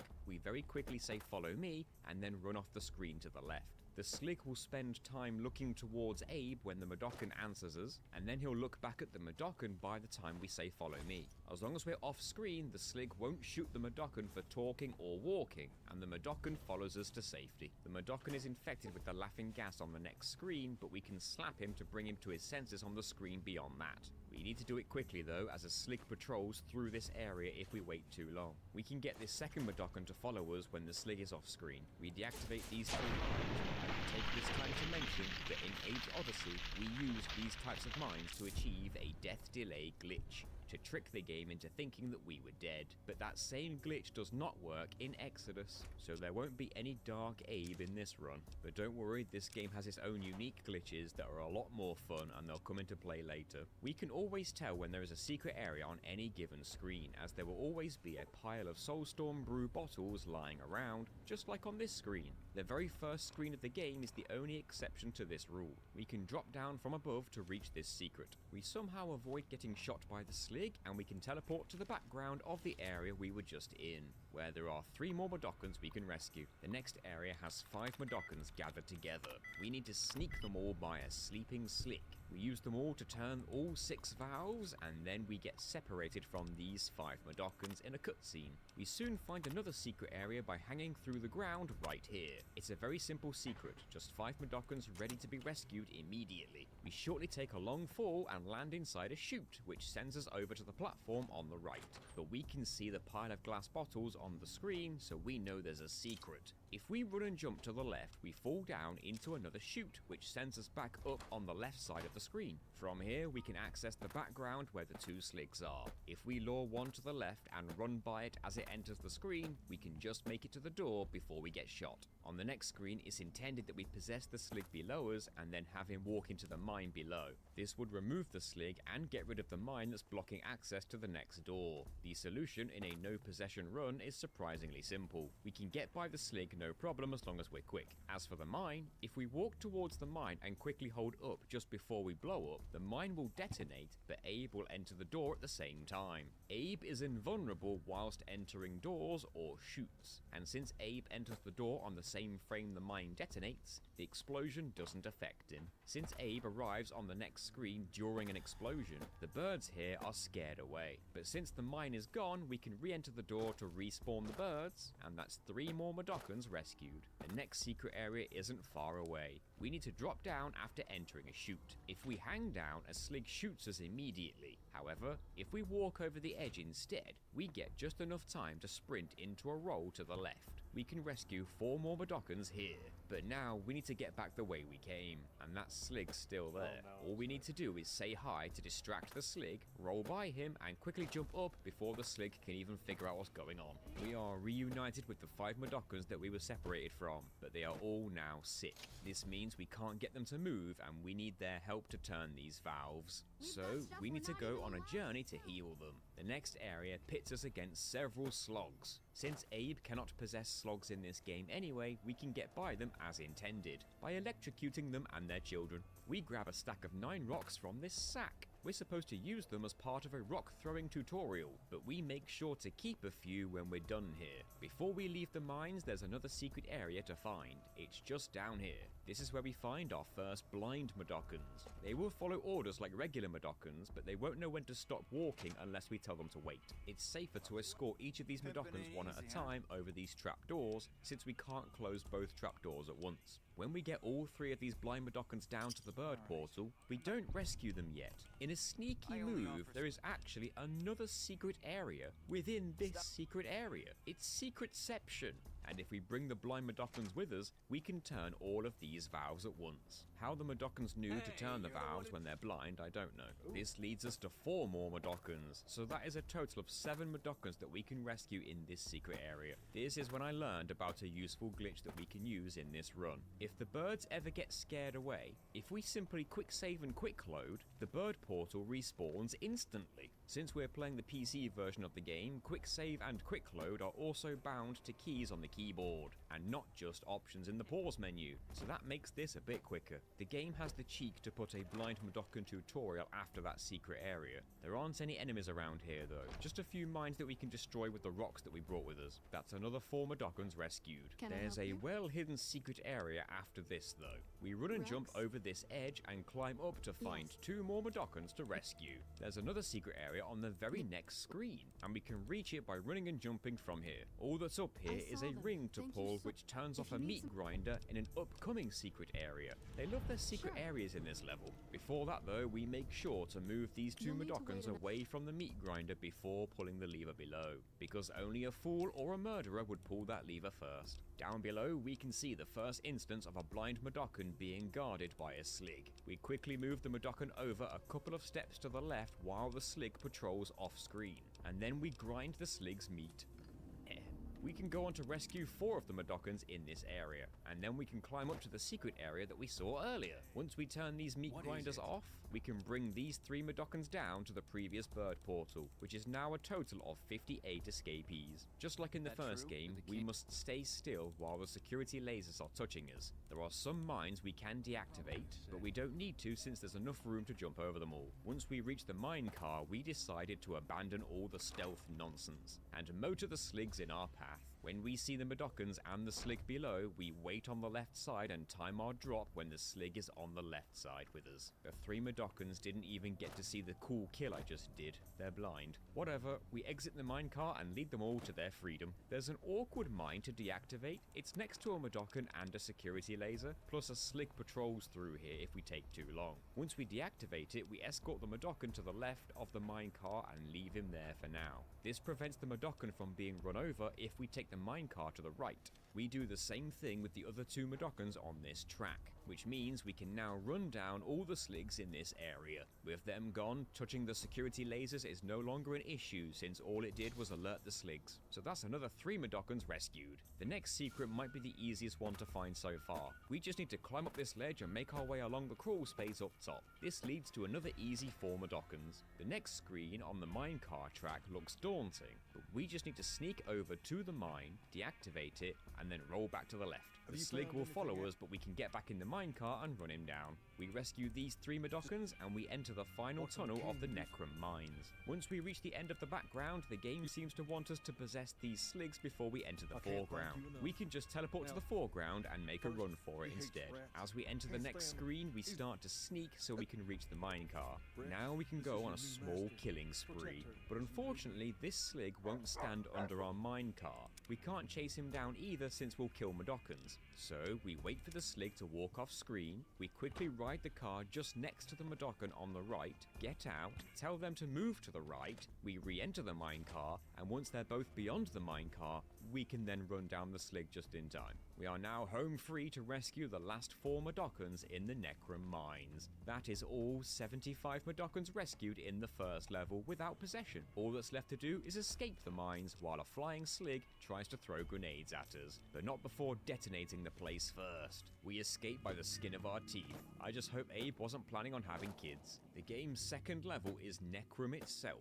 It's a short level though, and there's only a total of 5 Mudokons to rescue. The first secret of this level is on the second screen. We just need to fall down to it. There's a lot of Sligs in the background here, but we're just supposed to avoid their gunfire as we dash from cover to cover. At the end, there are 3 Mudokons under a slow-moving meat grinder. We need to get them to move quickly if we want to save them. After deactivating the 3 mines, we accidentally scared the birds away, but we can just use quick save and quick load to respawn the birds. The next enemy we're introduced to are the Fleeches, green slug-like enemies with long deadly tongues. Once again, Abe can't possess these anyway. They don't kill us immediately, but if we take enough tongue lashings, they will eventually swallow Abe whole. And what's worse, they can climb too. Stepping on their lava wakes them up, even if we're sneaking, so we need to take things steady. The end of this Fleech section requires us to run through a path full of Fleeches. Since we're forced to roll through certain parts, we can't avoid squashing the lava, so the Fleeches are definitely going to wake up. However, we can just use a glitch that returns from Abe's Odyssey. Hang storage. When Abe is standing on an edge, pressing down on the D-pad makes him hang down over the edge. If Abe is facing towards the edge, pressing down will make him turn on the spot and then hang down right afterwards. If we do that, but then quickly sprint away from the edge as Abe is turning, we interrupt the hanging animation. Now, as soon as we turn around on the spot anywhere, Abe will hang down no matter where it is. We can do this to hang down through the floor, which puts us right next to this door, and thus bypassing this whole section. Keep the hang storage glitch in mind, it's going to come into play a lot. We now have 2 choices. The next 2 levels are Madanshi and Madomo, but we can play them in either order we want. If we use the chute that leads to the entrance of Madanshi, there is actually a secret area to find first if we roll through this wall. The bird portal here takes us to the secret area, but if we run and jump through it, the Slig on the other side wakes up immediately and then starts patrolling. From there, there's not much we can do. However, instead of running into the jump, if we just hop through the portal instead, the Slig won't wake up. For some reason, hopping down to the right here only wakes up the top Slig and not the bottom bottom slig. Even pulling the lever doesn't wake up the bottom slig. We can't move the Madokans here since they're depressed, so we need to reach them first to say sorry. This means deactivating mines with correct timing, but also quickly as the trapdoors beneath them are opening and closing. This is also the first time we have seen the Greeter enemy. They use the same security lasers we've already seen, but instead of alerting the nearby sligs, these ones just zap us to death. Abe can't possess Greeters in this game anyway. We can get rid of the Greeter by activating the mine on the bottom, then hanging on the ledge above the mine and climbing right as the laser touches our feet. This sends the Greeter right into the mine, which clears the screen, and now we can rescue both of these Madokans, which is all 5 Madokans in this level. The coast is now clear for us to enter the next level, Madachi. There are a total of 14 Madokans in Madanchi, and this is also the level where the Scrabs live. We encountered Scrabs in the first game too. They're very strong, very fast, and everything is scared of them. Abe couldn't possess them in the first game. Well, now he can possess Scrabs. Not that we will be doing that, of course, as that's against the rules. We're taught early on that slapping certain padlocks provide us the ability to become temporarily invisible, and we trigger the ability by chanting. Not only can we use temporary invisibility to get by both Scrabs and the Fleeches, we also need to break all the padlocks in any given area before the exit doors open. Since Abe has the ability to possess Scrabs this time, several of the puzzles here are built around it. Instead, we can take advantage of how the Scrabs behave. If 2 Scrabs are both on the screen at the same time, they will ignore us and fight each other instead, giving us time to get away. We can do this until there is only a single Scrab remaining, and in this instance we can use these gates to trap the remaining Scrab while we break the padlocks in the area. After this, we find the first secret of the level. We just roll through this wall right here. We also need to jump through a bird portal before the Scrab can get us. This brings us to the kennels with 2 Madokans that need rescuing. If we pull this lever, we get dropped down below, but this also puts us on a time limit as it slowly releases the Fleeches, and the Fleeches will definitely kill the Madokans as soon as they can. We're supposed to quickly roll through all these meat grinders, reach the lever on the other side, use it to turn off the meat grinders, and then rescue all the Madokans before the Fleeches can kill them. That sounds hard, but there's an interesting trick we can do here instead. We position the Madokans on the left of the meat grinders, stand below the grabbable ledge on the upper screen, tell the Madokans to follow us, and then very quickly jump up. Abe will grab the ledge above him before the Madokans have time to take a step. The Madokans are still moving below us though, but a quirk of the meat grinders in this game is that they are unloaded when Abe leaves the screen. Another quirk of this game is that if Madokans are following Abe as he jumps up through a screen transition, and Abe stays hanging in place, those Madokans will continue to walk in whatever direction they were moving until they hit a wall, at which point they start scrubbing the floor again. So after a few seconds, we drop down and the Madokans have avoided the meat grinders and are on the right side of the screen. Since that's where the bird portal is, we can just chant right here and rescue them both. If we do that fast enough, we can be done before the Fleeches can even come into play. We soon arrive at a small hub area with 6 doors, all of which lead to short side areas. We need to break all the padlocks in all those side areas in order to move on. The first door has some Fleeches behind it, but there's also a secret area further below. We just need to outrun the Scrab to get inside it. It's another section of the kennels, and there's a Scrab here this time. We can already see that whatever we need to do, we need to be quick, as there's a meat grinder on its way down to the 2 Madokans. It's intended that we possess the Scrab, move it to the right side of the screen, and then pull the upper left lever to trap it behind a gate. This would allow us to reach the bottom lever to free the Madokans, but of course we can't do that. Thankfully, there's another trick we can use to get rid of this Scrab. There's a pulley at the bottom that we can operate. We don't have time to use it normally, but if we chant for just a second, this distracts the Scrab long enough so that we can use the pulley. We want the Scrab to chase us as we lower ourselves down, but if we only go down a little bit and then raise back up as the Scrab stands on the pulley, the Scrab gets stuck inside the floor. After a few seconds, the Scrab falls through the floor and to its death.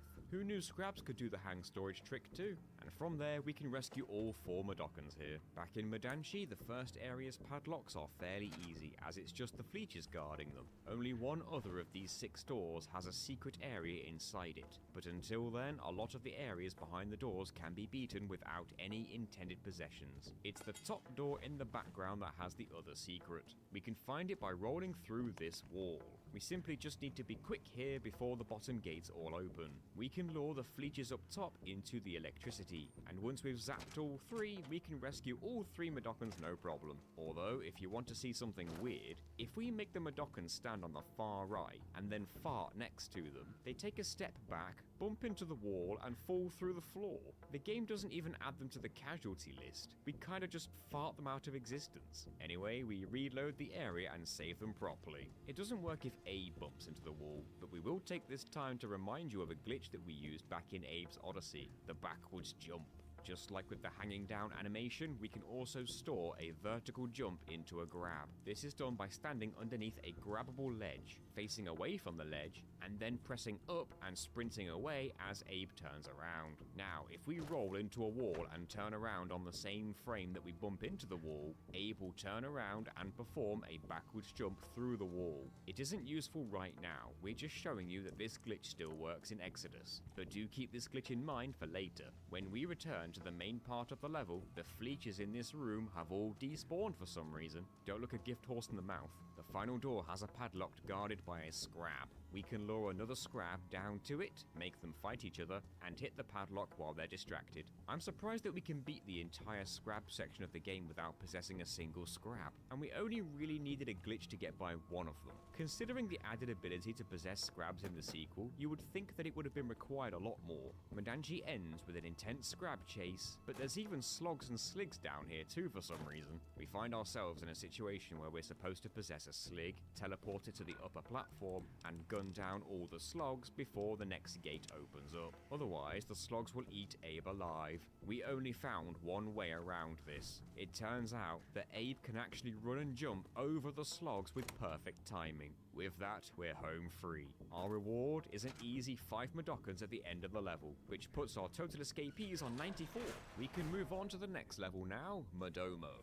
There are 10 Mudokons to rescue here, and this level is also the home of the Paramites. Just like with the Scrabs, Abe couldn't possess Paramites in the first game, but he can in this game. We just won't be allowed to. A single Paramite will keep its distance from us unless we corner it. Then it will just kill us. If there's more than one Paramite together, they will chase us down. Early on, there's a Paramite trapped below us. We're supposed to possess it and have it jump up and pull the ring above it, which will open the gate in Abe's way. If we can't get through this door, we can't continue the game. It's finally time to go over the most broken glitch in this game, the relocation glitch. Here's how to do it. We quick save the game on the previous screen. Then, we go over to the next screen and stand next to the locked gate. Now to perform the relocation glitch itself, we need to press the quick load button and the pause button at the same time, or about one frame after each other. The timing is a bit precise, but we will know it when we get it right, because the yellow Mudokon symbol appears in the bottom right corner of the screen for a fraction of a second while the pause menu opens up. The game is now trying to quick load us back to our previous quick save, which was on the previous screen, but we paused the game just before it could. If we now select quick save from the pause menu, this will confuse the game, as it was already trying to quick load. The results of this is the camera will move back to the screen where we quick saved first, but Abe will remain exactly where he was standing when we paused, which is right next to the gate on the next screen. We're still in control of Abe right now, and certain actions will cause the camera to catch up with us, since Abe is only a single screen away. For example, if we take a single step to the right, the camera will move over to the screen we're on. But during that brief moment that the camera is catching up with us, all movable objects on the screen are not loaded yet. This includes doors, gates, Mudokons, and even enemies. As soon as the camera is finished moving, the objects all load in immediately. This means that a single step to the right is just enough to get by the gate before it loads in.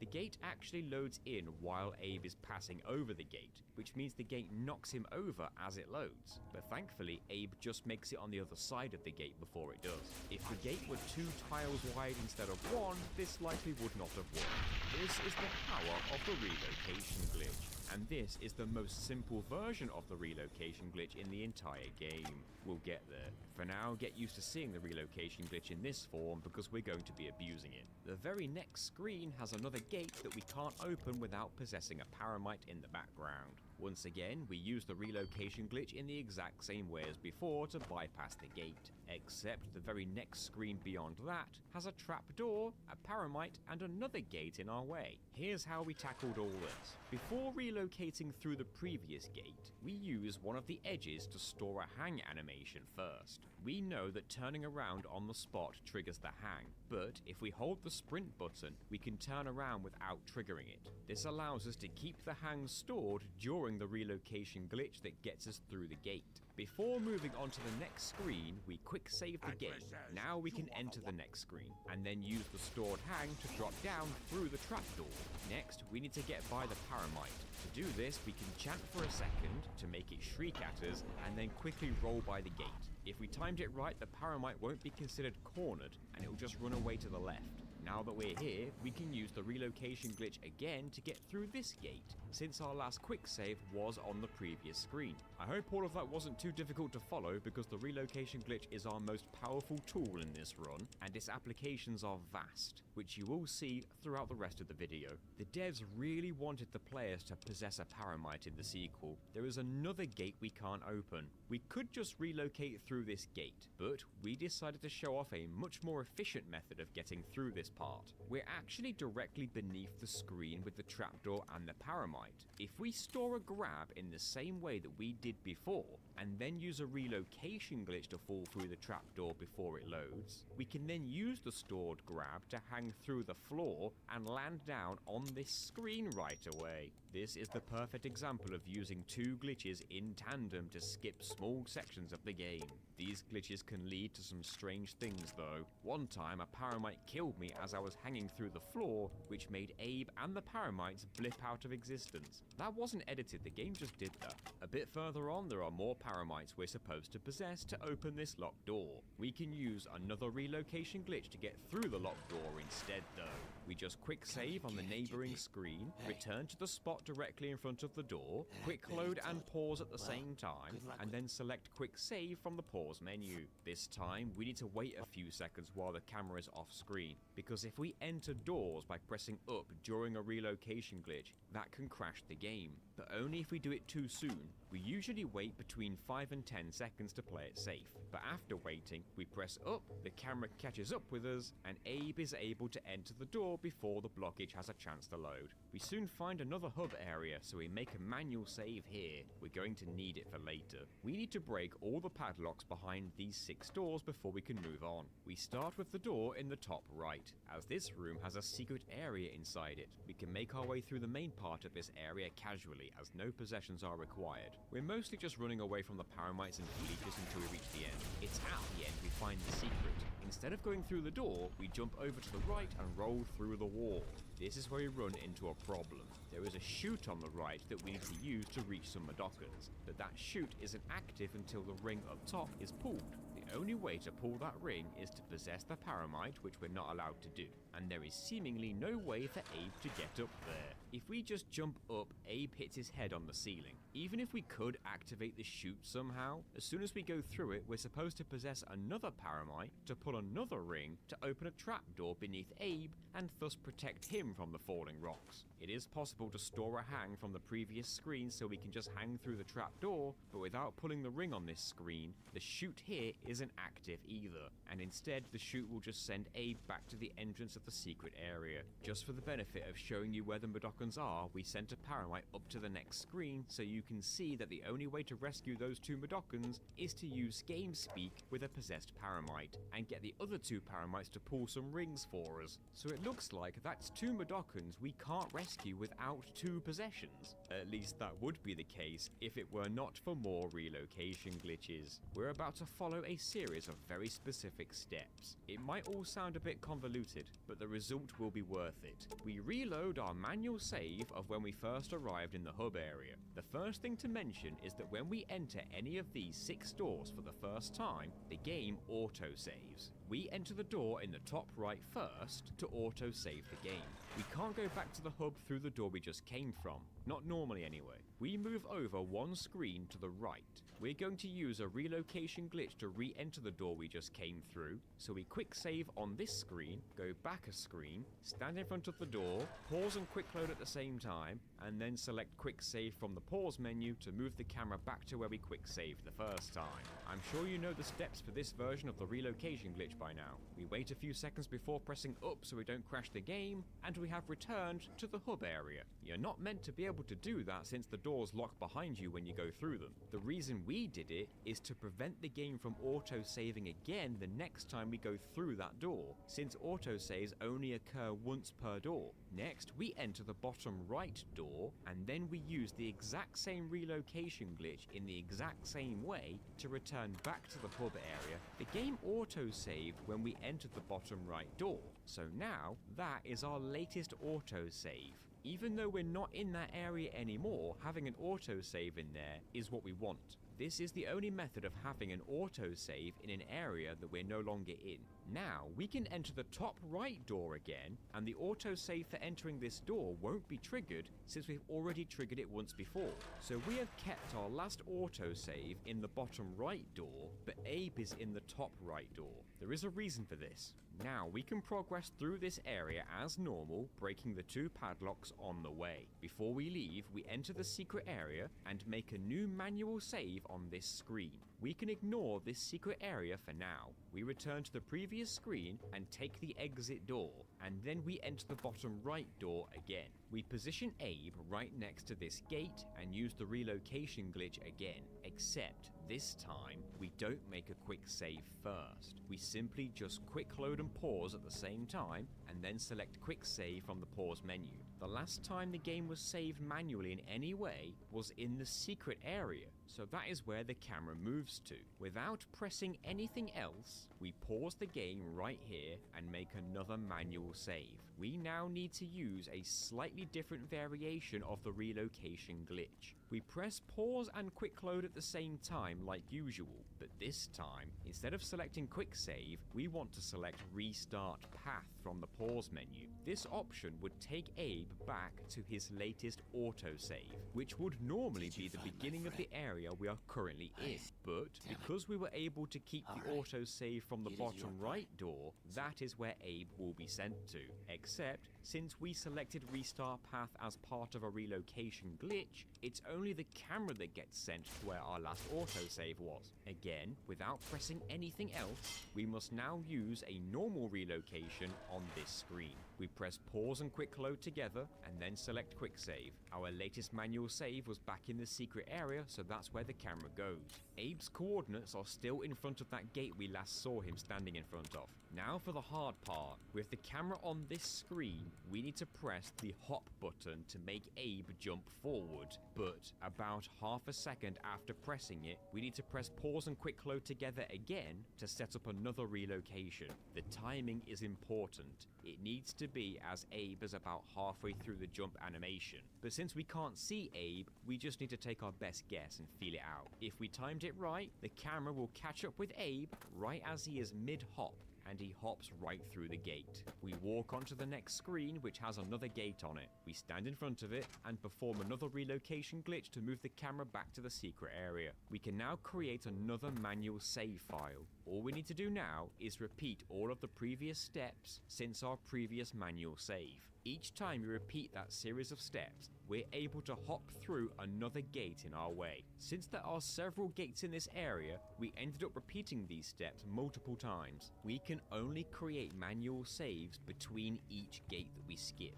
and not in between each step, since that would mess up our relocations. If we mess up anything during these steps, then we will need to manually reload our latest hard save and carry on from there. We can see that hopping is necessary when skipping through these gates. Some of them have gaps directly behind them. If we'd simply just walked through this gate, Abe would have fallen to his death. When we have repeated these steps enough times, we reach the final room and the final gate. But we don't want to skip this gate. Now that we're here, there's something else we need to do instead. On the previous screen, there is a ledge we can jump to, so we can use that ledge to store a hoist animation like we showed earlier. You may recall, but the reason for storing hoist animations is to perform a backwards jump to go through walls. We need to roll into the gate on the right and then press left to perform a backwards jump on the exact frame that Abe would normally have bumped into the gate. This allows Abe to backwards jump into the gate. But you might be wondering, why are we doing this? Well, it turns out the area behind the top right door is actually stored below the area in the bottom right door. This means that the secret area